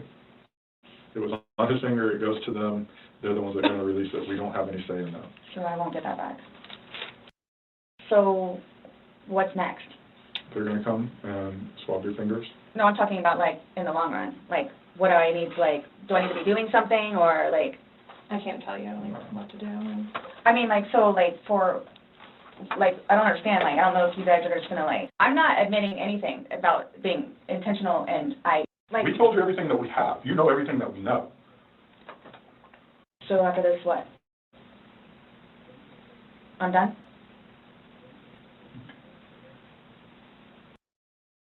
In itself, for me to have to live with getting him out and doing what I did is punishment enough. Nonetheless, I have to live without him now. His daughters too. Are you trying to make it worse? Sorry, what? Are you trying to make it worse? So this is CSI that was there yesterday. Forensics take her DNA and fingerprints. The investigators then return. Okay, Sarah. So you're not free to go. Okay. This comment seriously puts Sarah on edge, but she still won't quite be fully aware of what's happening. This is coupled with the fact the investigators now try to get a solemn declaration out of her to close out the interrogation. The psychological dynamics of the moment are extraordinary.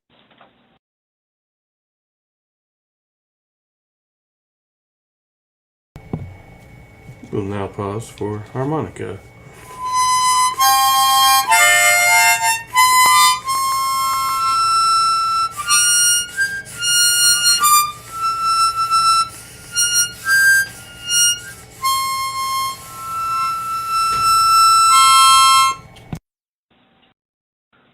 Oh, do you promise everything you told us is the truth?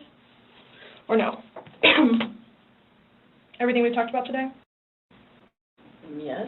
What do you mean? The investigator explains that it's just protocol. Do you promise and swear that everything we talked about today has been true and accurate to the best of your knowledge? To the best of my knowledge. Correct. Yes. Why? That's how you talk swear. to somebody, The male detective re-explains that it's just routine, only in a far more comforting tone. But the tone doesn't do a whole lot to reassure Sarah. She looks about ready to get swallowed up by a wormhole and take her chances in a separate dimension. It's not your question. To the best of my knowledge? To the best of your knowledge. Everything that you told us today is true and accurate to the best of your knowledge. Yes, but it was not intentional. Okay. Okay. All right, do me a favor, stand up. I need you to turn around, face the wall. Put your hands behind your back. Do you have anything in your pockets that I should know about? No. Why is this happening? Because George is dead. Not intentionally. So this was a trick. You were read your rights. Why is You're this trying- happening? Because Before you all said I could leave. So what am I supposed to do now? I had a don't sneaky work in suspicion there. this was going to happen. And I need water, like, really bad, please.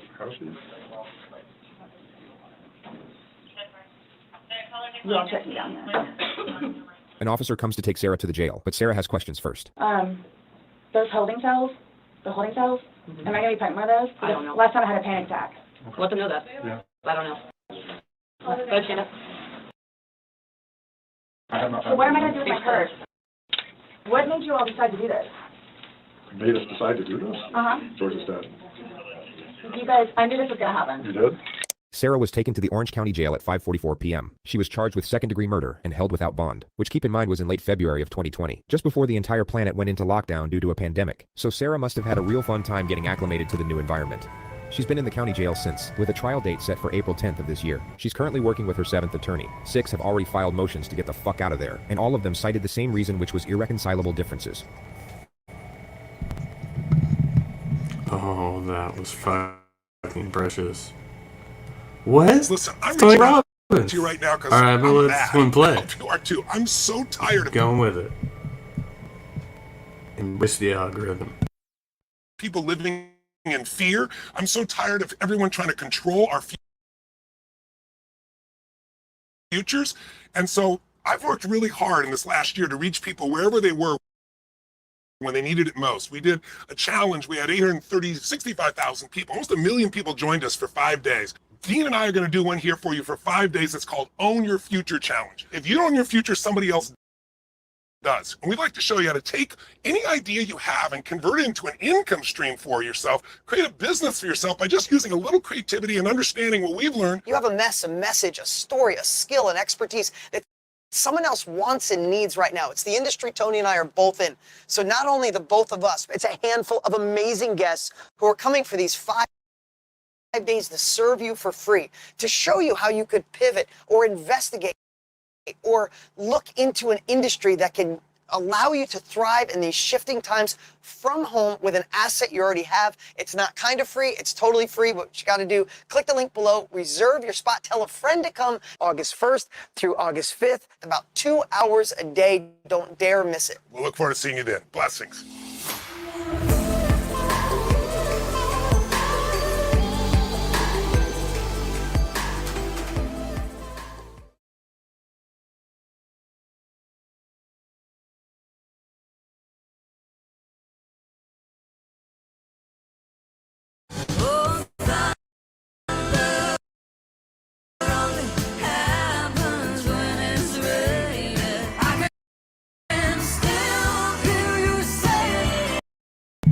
Copyright infringement.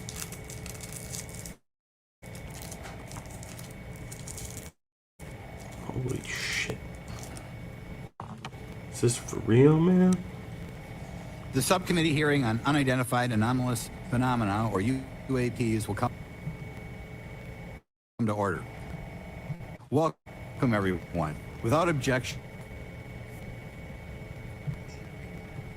the chair may declare a recess at any time. Additionally, without objection, the following members are waived onto the subcommittee for the purpose of participating in today's hearing: Mr. Burchett of Tennessee, Ms. Luna of Florida, Mr. Getz of Florida, Mr. Burleson of Missouri, Mrs. Ocasio-Cortez of New York, Mr. Ogles of Tennessee. Without objection, so ordered. In today's subcommittee hearing, both the chair and ranking member will have 10 minutes for opening remarks. We may both be giving some of those minutes to other members of our party. I'm now going to recognize myself. You're going to for 10 minutes. recognize yourself? Actually, what the fuck is that mean? Are you for real, man? This is the government, bro. Something's really fucking going on here. I don't know what it is. I'm pretty sure it's kind of weird.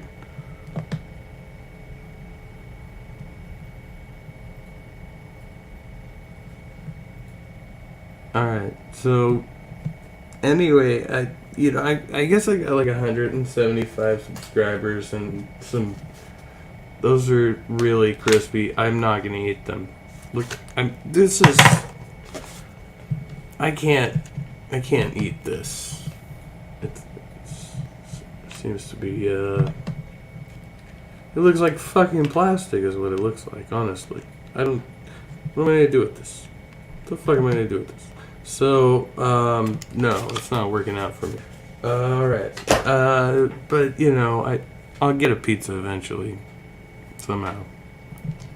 Consider, you know, donations if you have money.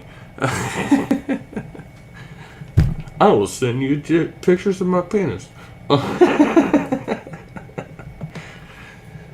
Alright, let's get them subscribers.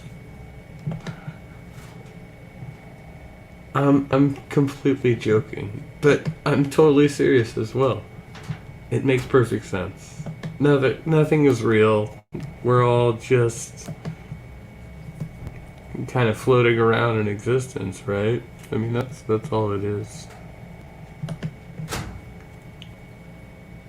I've never sold pictures of my penis in my life, although there are some on the internet.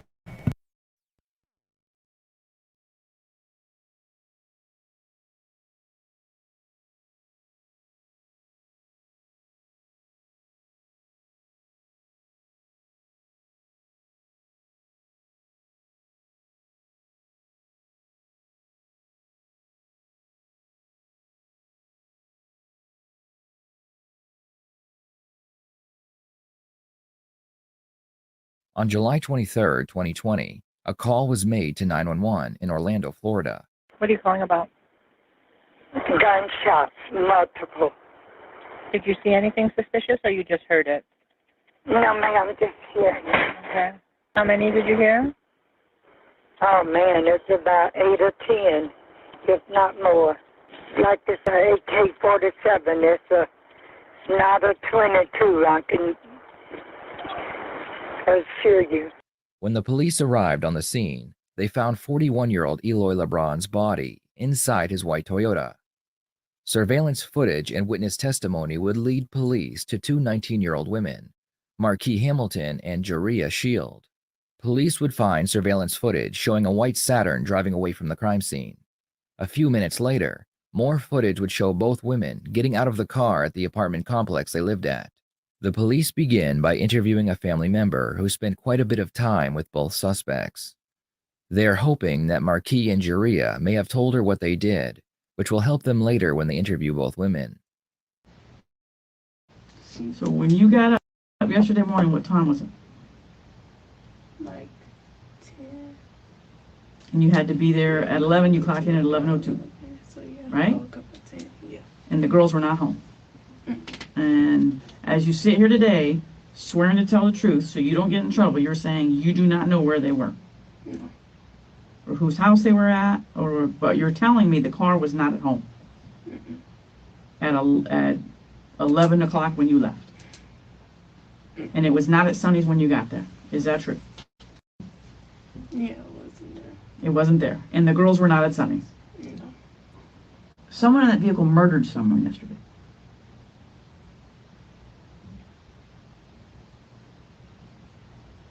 Am I in the vehicle? Yes, ma'am.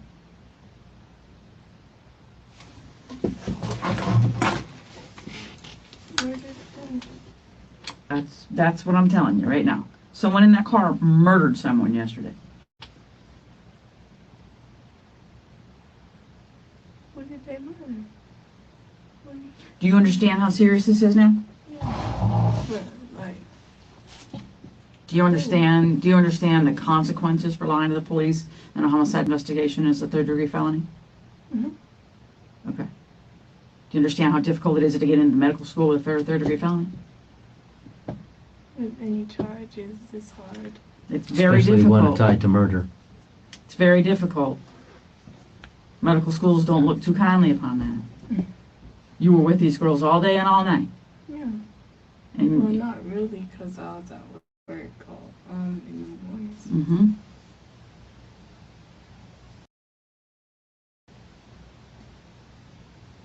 What happened?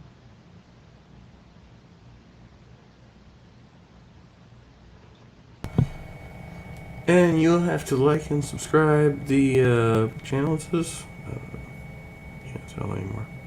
Real Tree Crime. Is that what it says? Yeah, it's Real Tree Crime. In order to find out what happened, because I'm gonna move along. Because if we get stuck with I don't like being in a rut. I don't like it. It always seems impossible until it's done. IRL news time. Posting a video. I still want to get Alexandra to do a stream with me. Want to spend time with another man. Is she live? Opposed to me. What? But Oh yeah, she's then still live. you see your mom on what appeared The father tomato say to the baby tomato. Catch up. that she's giving more attention to than she's given to you in years. Imagine being such a child on the cusp of being a teen, Okay. witnessing I mean, I've been that child before. that. Imagine that being your mother. How would you feel? I don't know. Who's my mother? How Not true. would you feel? Can't say. Not for certain. Who are we talking about? That's the reality of not just Peb's male child, but many horrible mothers' Right, but what children. about you? You've been a mother. And as I've said in the past, You it's do very what about interesting parenting? to me. Have you ever been a guardian? Have you ever been babysat? that you have these communities online that constantly bash women who have made dramatic improvements. You're constantly bashing women. Such as Controlla or Trishalicious. They both have. But then... Wait, well, why do you feel you're superior to those people? You're over here bashing people who are trying to do better things with their lives. Like, what? If anything, encourage the bad behavior of truly horrific mothers. And I've already broken it down to many of you, my audience, several times, but I'm going to say it again. Wait, once again, you have no experience in the field. You are a bystander. You're somebody in the stand saying, well, I think this person is a better parent than this person. But you have no experience yourself. Why would you think you should come on? They seem to encourage the bad behavior, the bad mothering within women of sons. Women of what? Opposed to women of daughters. Okay, so women of males rather than females, she says. Even when the women of daughters improve, they consistently bash them down. And the question is, why? I have my theories and hypotheses. I'm sure you do. In regards to why, I think a part of it is because there's an agenda to create a population of men. And in the future? Are you making prophecies? Don't just have a past of being traumatized by What? bad parenting, bad mothering, but who legitimately, completely hate women. What the Because think about it. Is this like a fucking narrative from a Tupac song you're fucking thinking of? Alexandra. Is this... First impression of a woman? My first impression of a woman. Any woman? Like, do I generalize women the way you're talking about? Is that your question? No, I see each woman as an individual just as I see every male as an individual. I don't take a general impression of a woman. Now, I have my own personal thoughts as to whether that woman would be a potential partner in some way, right? More often than I would as a male. In a male. But I don't take some general impression of, okay, well, every woman is the same to me. Like, they either are A or they are X, and they are nowhere in between. That's not a thought that comes into my mind. I don't know why you would think that. It's your mom. It's Freud. Yeah, it's Sigmund Freud. Yeah, I've read it. It's and not. If your mom disregards it's you, not. you. Every woman is not my fucking mother. All right, I don't need to hear that shit. Why would you come out of left field with that? Like, are you serious? Psychologically abuses you, treats you like shit. That's what your framework of women is going to be, and how are you going to grow up?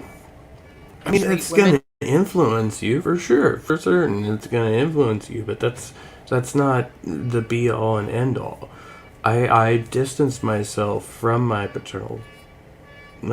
parents at a young age, so that I was not so influenced by them. And young people can make the decision to do so.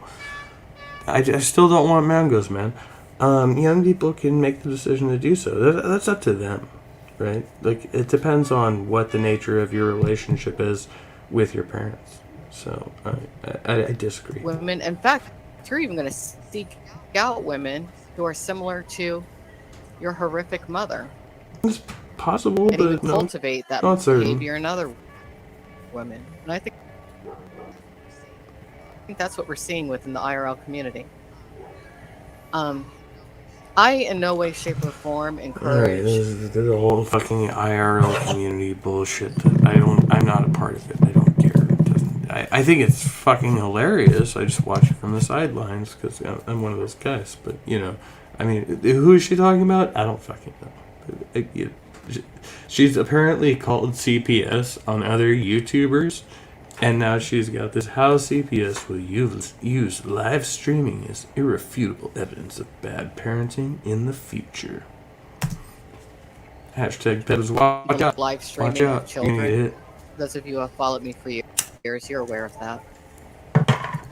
But when I look at the situation revolving around Glock Boy 305 and Glock Boy? Did she just say Glock Boy? That's his fucking name? known as Mrs. Glock, his wife. Mrs. What Glock. she did today, This is for fucking real. Dude. that was the right thing to do. These people are not fucking It was a playing. good form of offense when it came to the woman known as Pebs attempting to seduce her husband. Bringing her children around and forcing Oh, I love this shit. Pebs to be in the vicinity of those children and understand that Glock Boy 305 has a family that he needs to appreciate more. Don't get me wrong. I don't condone Glock Boy's behavior and what he's allowed out into his life in the least. But I am team Mrs. Glock. Like a lot of women watching our team Mrs. Glock. But she did the right thing in making it known that she has a family with that man and that her marriage needs to be respected and her family needs to be respected. And I did like her beach attire today. I like that she wore her little swimsuit. The Glock family unit. But she had a very modest yet attractive cover up on. She looked like a mom, a 5-star mom, who's unfortunately been cast into one of the most precarious and worst of situations due to her dumbass husband, Glock Boy 305. And Which one of them is the dumbass again? How are you fucking differentiating here? He's a dumbass to expose his family publicly to some of the worst on the internet, to expose his beautiful wife to this mess. And his wife really is beautiful. She's a pretty woman. He needs to appreciate her more, protect her more, value her more. We are team Mrs. Glock over here. And I hope that Mr. Glock gets his shit together. Because from my perspective, he doesn't deserve her.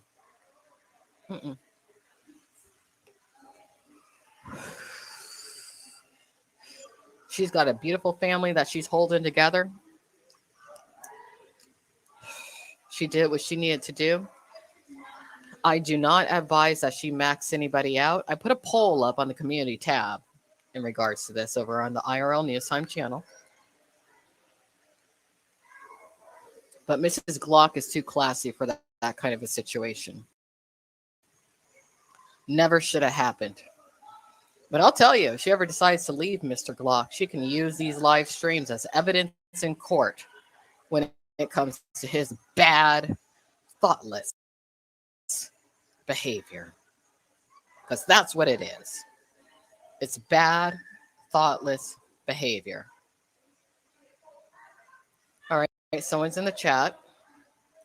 They said it's disgusting what Peb said in front of Glock okay. Boy's To kid. be fair, I guess haven't heard I all guess of the Glock conversation. could be their real name, But when I heard her say it, you thought the same thing I did, right? There's no fucking way this is for real.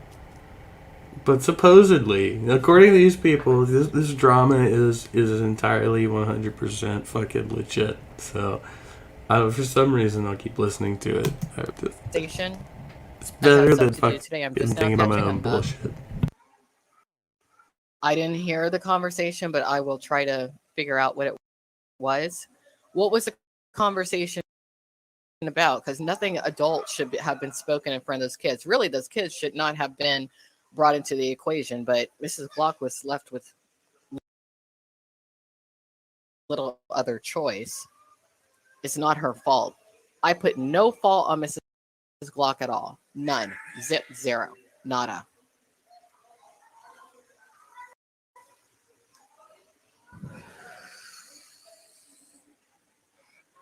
The whole thing could have been avoided.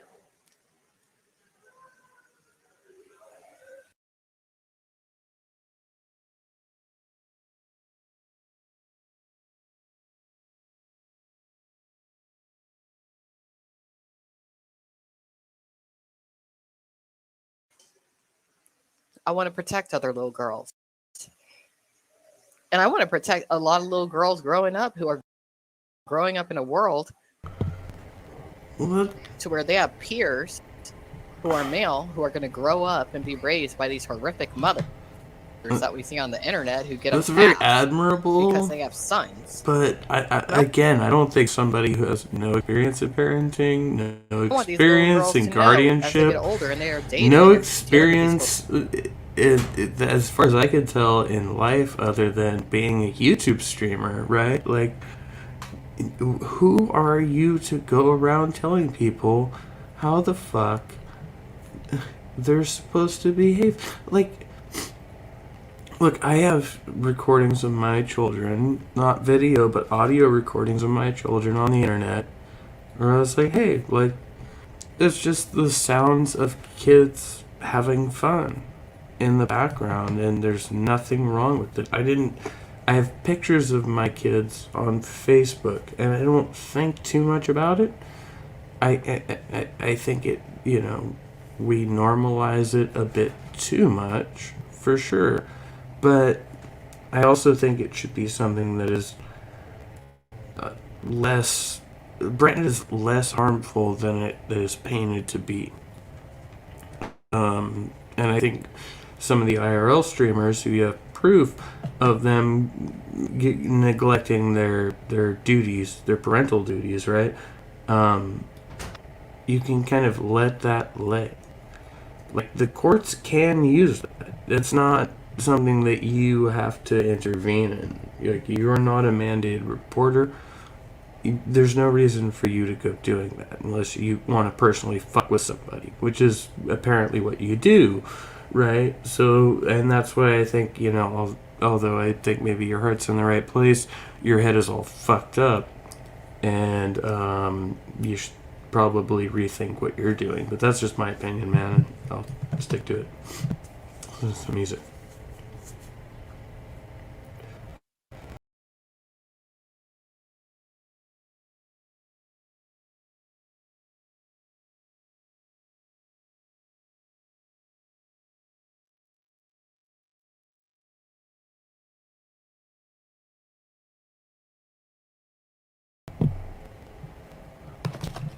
Which one would land?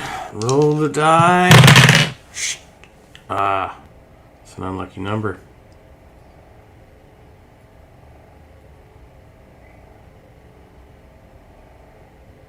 There's 2 dice, so they're dice, right?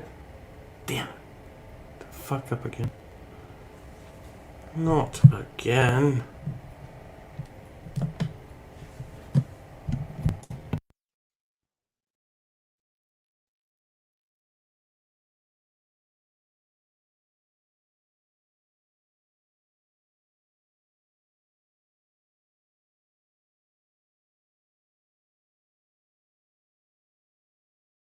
The priest, no investment.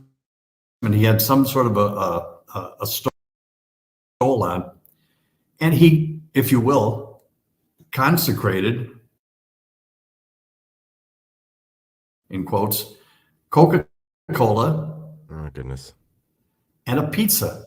Ladies and gentlemen, I just finished recording this amazing interview with Father Charles Murr. We talked about the liturgical abuse that's been going on for decades and how we've arrived at this point where we have invalid masses in the Catholic Church as admitted by the bishop of the Kansas City Diocese in America. And Father Murr did have an interesting take on this, which we'll get to, and he had a lot of stories about how this stuff has been going on for a long time. Okay, but they say the die has been cast. Does that mean 1 die or 2 dice? Is that the same thing? I'm just not entirely certain. In fact, at one point, he was even at a mass where the priest, well, a mass where the priest attempted to consecrate Coca-Cola and pizza, which he said was way more common than you might think, even in Rome, at the footsteps of the Vatican. And this has been known for a long time. There's so much that happened over the last 30 or 40 years that has gone under the radar, and it's finally being revealed. So stay tuned and listen to all of Father Murr's stories. They are excellent as usual. And just before we get to that interview, we'd like to say thank you to the TKR store. Go to thekennedyreport.com and visit the TKR store to see our new products.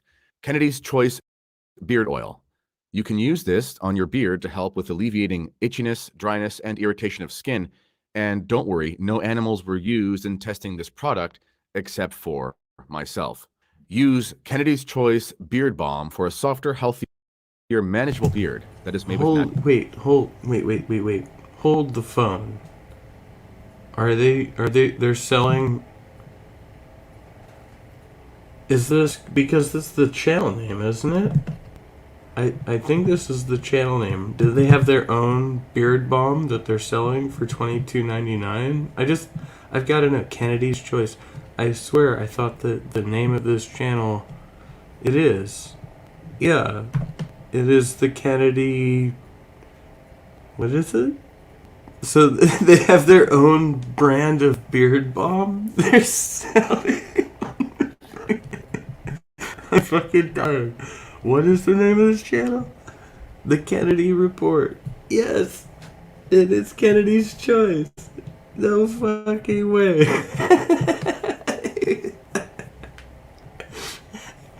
I love it. He's got his own beard balm. That's amazing. You can't make this shit up. The singular noun form die was more common in earlier times, such as in Julius Caesar's the die is cast, but he initially used the sentence in Latin. If we continue using dice as a singular noun, we may accept the change in its use. Okay. Alright, so yeah, initially there was just one die, because, Romans, for all their, being very advanced and stuff, were still pretty primitive. They didn't even have, two dice. They just had one die, because they were fucking ancient people. Like, stop pretending that they were so fucking civilized, right? Before that, you had, like, a thing with two sides. So imagine that, fucking culture, flipping a coin and shit. With natural ingredients. And trust me, I know a thing or two about beards. Visit thekennedyreport.com and check out the TKR store. The links for this are in the description. Good day, ladies and gentlemen. I'm here with Father Charles Murr, or for the Spanish listeners, of which there's a growing number, from our mutual friend Luis Roman,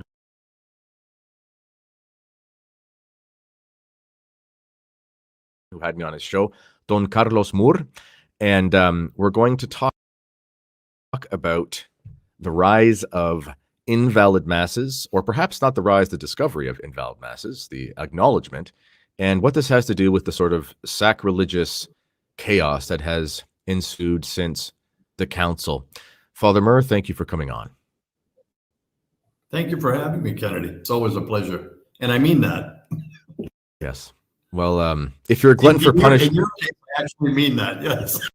Okay, thank you. If you're a glutton for punishment, you can check out my reading of Father Murr's book, Murder in the 33rd Degree. I'll have a link for that in the description to this video, both the audio and the print version. As the audio reader, I had the pleasure of reading it 3 or 4 times through. So I really like the book, and I really know it. And I recommend everyone get Father Murr's books. So they're wonderful. And that's how we actually became friends, is that way. So, okay, Father, would you mind beginning with an Ave for us?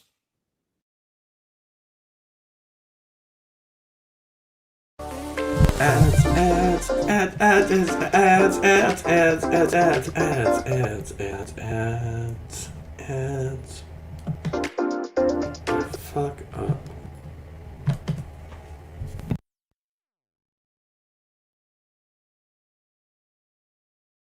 Certainly. Nomine Patris et Filii et Spiritus Sancti. Amen. Ave Maria, gratia plena. Dominus tecum benedicta tu mulieribus Is he et speaking benedictus Spanish? fructus ventris tui, Iesus. Sancta Maria, What is Mater this? Dei, ora pro nobis peccatoribus, Are we saying a mortis prayer? nostrae. Amen. Why are there two voices? Is this just me, right? Ora pro nobis.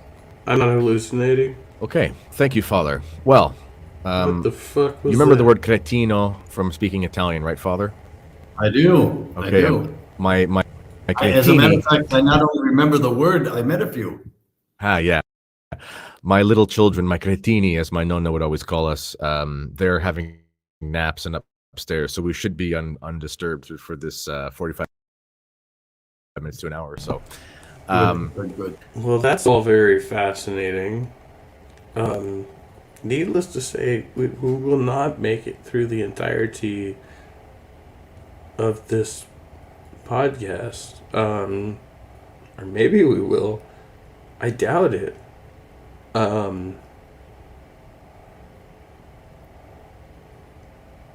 These two gentlemen disturb me deeply. I don't know what it is, but there's I see now why I saved this. We may have something to say. I don't know.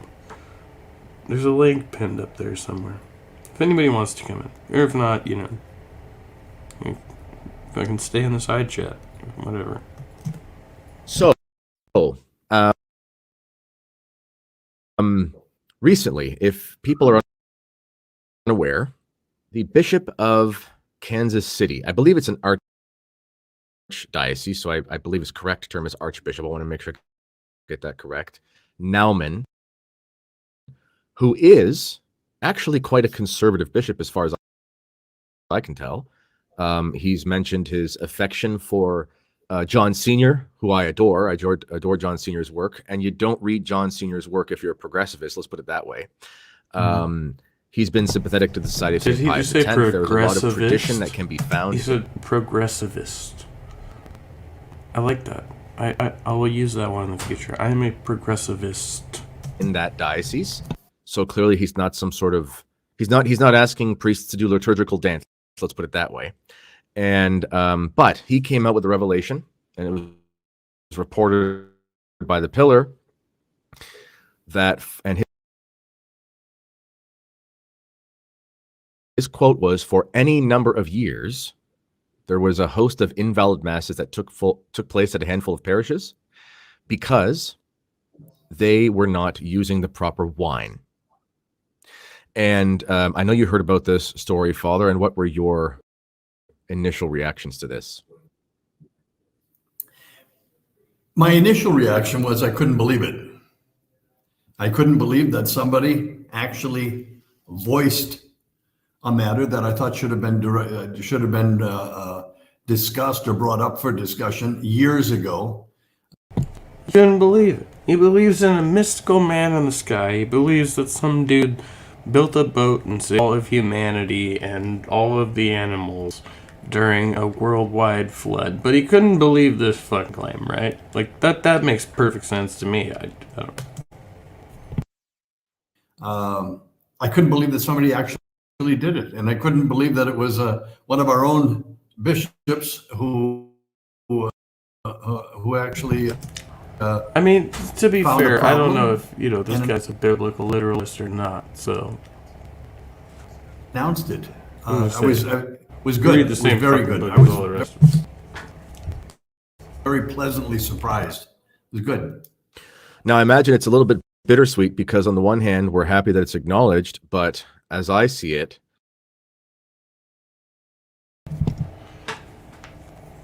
the most troubling thing I think about this is he's gonna keep his own book ad up in the center of the screen throughout this entire presentation, apparently, which is just like, how fucking narcissistic can you be? Come on, man. Jeez.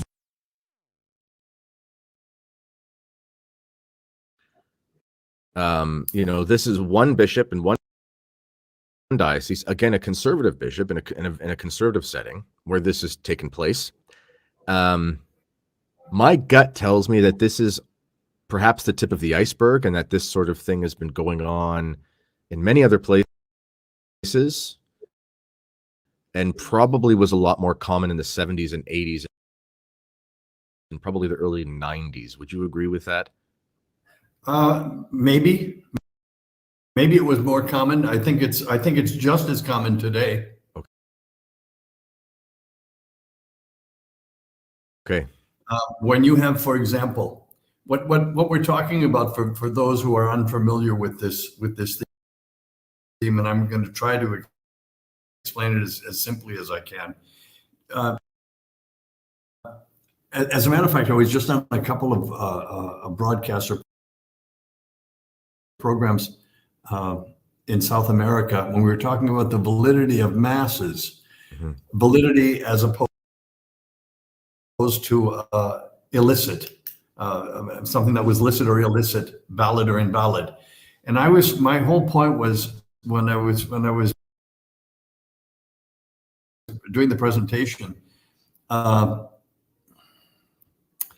somebody started, they said to me, let me put it this way. They said, I think that mass that I just attended was invalid.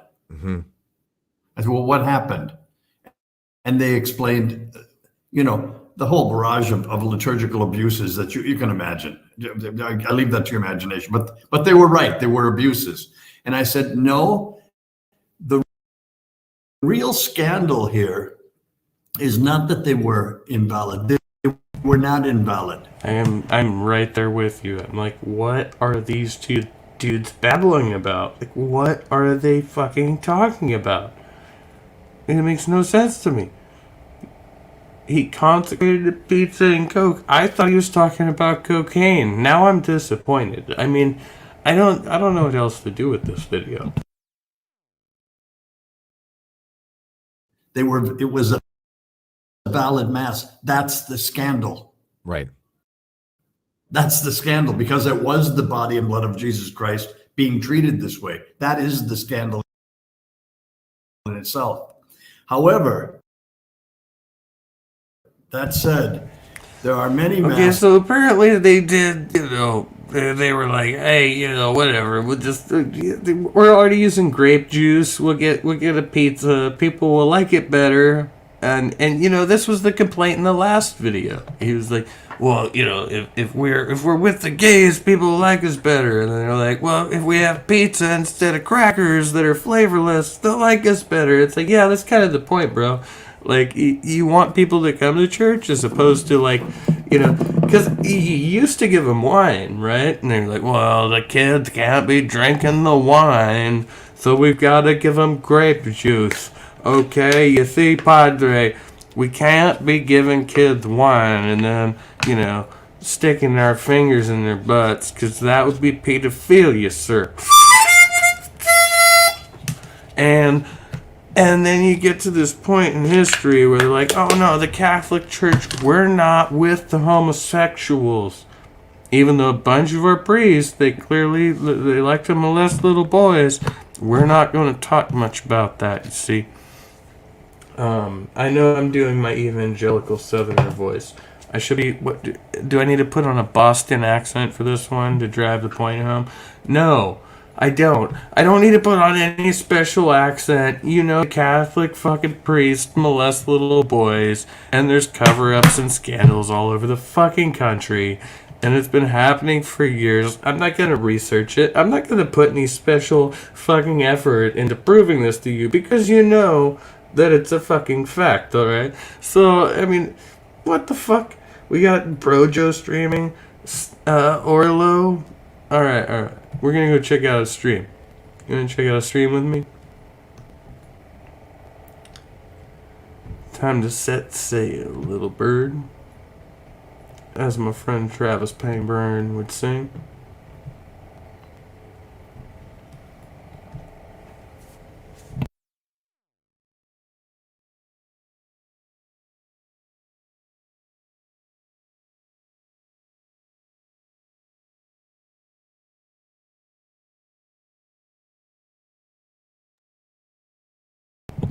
Bomb the string. Hit the like button. Tell them that Ape sent you.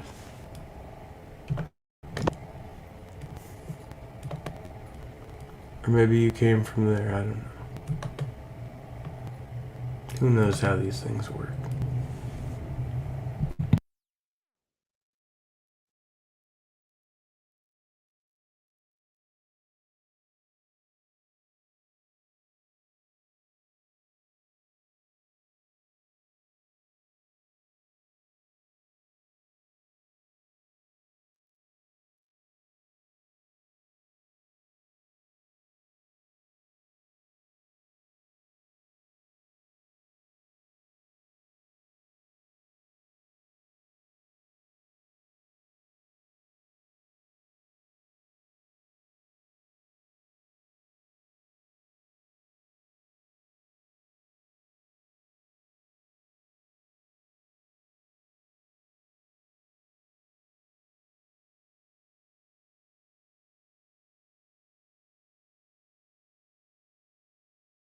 And it was over as soon as it began.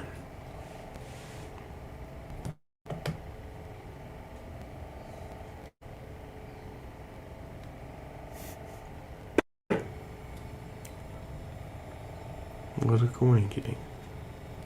Alright, we'll go check out what Jesus just did 7 minutes ago.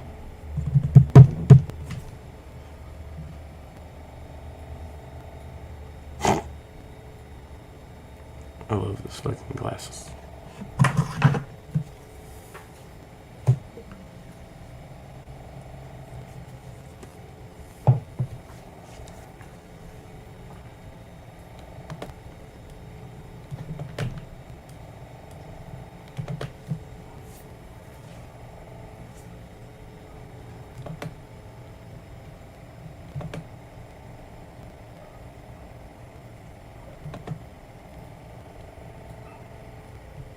I want to go back to, so you said that you were raised in church then. So you and the family, your mom and all the other 10 kids would go to church all the time. Every Sunday. What, if you don't mind me asking, denomination were you raised in back in Montana? We belong to the Church of Jesus Christ of Latter-day Saints. Okay, interesting. Very interesting. That, I guess, would explain some of, I was going to ask, in terms of the family size, if there were any ties to the church, because I know especially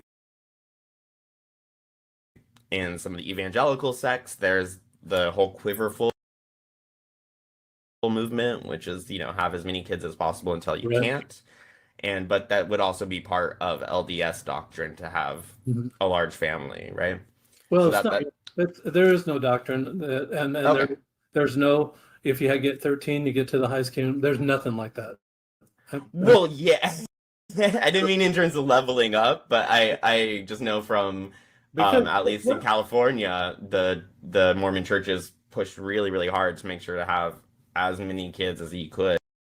All my friends growing up, I had a lot of LDS friends, and they were all from families of 10 plus, because they had kind of the same quiverful mindset, even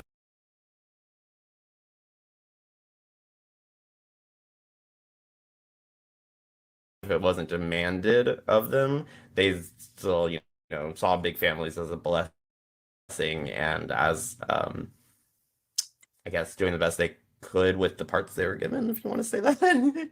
Yeah, and like I said, there's absolutely no doctrine. It's never taught across the pulpit. It's never taught to. The only thing that is taught is to multiply and replenish the earth, which is taught in the Bible. It's taught in any denomination. Those are biblical words. Just multiply and replenish the earth, and so we take that to heart. I mean, it's just, you know, why not? Especially, you know, Jesus. If you find something that you like, just keep doing it. I mean, yeah, if you like being a parent, hey, more Yeah. power to you. I couldn't do it. I don't think I could raise one kid, let alone 10. Oh my God, it sounds like my nightmare. But to anybody who has the virility and the patience to do that, God bless them, because I don't. No, and I understand that, and not everybody's built that way, but it just is a it's just I'm a really just good going to indication. assume Jiggaze is responding to me here. Because he's a very friendly Jesus. We I love felt this that person. way. We liked large Amazing. families. I think it's probably more generational than anything else Yeah. because my mother was a convert to the church. My father never joined the church. And Really? so really it didn't come from his family, except they had large families. They Mm-hmm. weren't Catholic. They weren't particular any religion. I've done the genealogical research so that I understood these stories that and what great hardship they had, what trauma they had in their own life, and Sure. how did they hold it back? How did Mm-hmm. they let go of that? Or what ways did they use that as a springboard to do better things in their own life? And as far as that And you were goes, able to find that just by tracing back like your family tree and like seeing what they did, or did you have like diaries or anything passed down? How did yeah. you learn this? So tracing the family tree is like the bones. That's it. Mm-hmm. I mean, Did you say it was like the it's balls? like bare bones. Then the Wait, the stories, what? the obituaries, and the family I stories, swear he and you said start balls. putting Did meat to he the say bone. balls? Family tree is like the bones. That's it. Mm-hmm. I mean, The fuck did you it's like bare say? bones.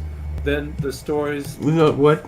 Like your family tree and like seeing what they did, or did you have like diaries or anything passed down? Well, How did yeah. you learn this? So tracing the family tree is like the bones. That's it. Mm-hmm. I mean, it's like Oh, okay, bones. He said bones. I heard balls, like, repeatedly. I was like, the balls? What the fuck is he talking about? But it's bones, okay. Which still makes very little sense, but okay. the stories, the obituaries, and the family stories, and you start putting meat to the bones, and really it comes to life. These are real people back there, real people that have real problems that Yeah. we have no idea how hard that might have been. I mean, if there wasn't a government backup, if you didn't have any food on the table, uh, it was on you that Yeah. you would be starving. Just if you think about this, in the late 1700s, when the Declaration of Independence was done, 90% of the people were self-employed. Only 10% worked for somebody else. Mm-hmm. We're at the very opposite of that right now. Yeah. 10% are self-employed, 90% of them work for somebody else. No, it's a really good point, especially because I mean, obviously we have dark history of slavery. Removing that aspect of it, the people who were considered citizens would still have been the homesteaders, the people who had to be self-reliant. Mhm. That's definitely true. I find it interesting. Your dad never joined the church, but your mother converted. Do you know that story? Do you know what led her specifically to go to Latter-day Saints? I think that just she had two sister missionaries that knocked on her door in Glendive, Montana. Glendive is just like it sounds. It's Glenn didn't like that place, so he just called it a dive. Glendive. It's like that. It's you go there today. It's just like that. Sure. It lived up to its name. I feel like that might be representative of a lot of places in Montana, though. It's very sparse pickings. Well, no, that's just eastern Montana. Western Okay. Montana is absolutely gorgeous, and southern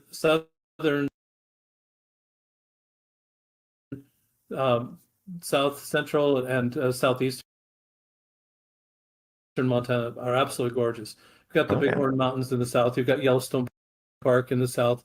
You've got Bozeman, Butte, Helena, Missoula. You've got a very nice place, a lot of nice places in Montana. This wasn't one of them. My uncle lives in Billings, and I've never been, so maybe I'll check Yeah, it out you need to someday. check that out. So the ride to Billings, if you're driving, the ride to Billings is it's beautiful. If you're coming up from the south, you go through the Bighorn Mountains, you know, from Wyoming. Then it's just the Custer's last battlefield. It's just beautiful. This wasn't one of those places. It just wasn't. Okay, so here you are in Glendive, and then two missionaries showed up to your mother's door, and they were able to talk. I mean, this is interesting, particularly just because I work with a lot of people who've deconstructed from religion, and especially people who were either missionaries in their past or were planning on being missionaries before they left the church. And it's almost like a running joke we have within the deconstruction community that door knockers never work. But so it's interesting. Here I am talking to somebody where a door knock worked. It actually did, and so my brother was 9 years old. Also, my oldest brother, surviving brother. So the first three children that my mother had passed away. The first one just lived a day. The second one lived a year and a half and then drowned, and the third one died in a crib death. So my older brother is all I know. I just knew him as my older brother, and then I had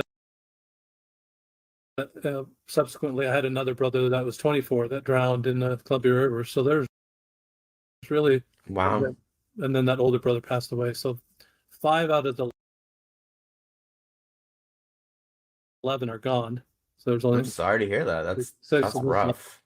But anyway, that was rough for my mother. I mean, just I bet. really rough. So the whole teaching that excited my mother is that the teaching that they would be able to see those, she would be able to see those children again in the afterlife, and that just that holding on to that possibility, even if it's not true, yeah, she held on to the possibility it was true, that it would happen, and it gave her hope. Anything, Jesus, anything that we do in life that gives people hope, I think is something good. It's something to hold on to, something to pass on, something to encourage one another, something to uplift one another, and something 100% to agree. Help your brother on their way. Just help them in any way. So this was one of those things. So I think that's an important key note to, especially anyone who's left the church, anyone who may have been hurt by the church and have strong recovery. There's a tendency and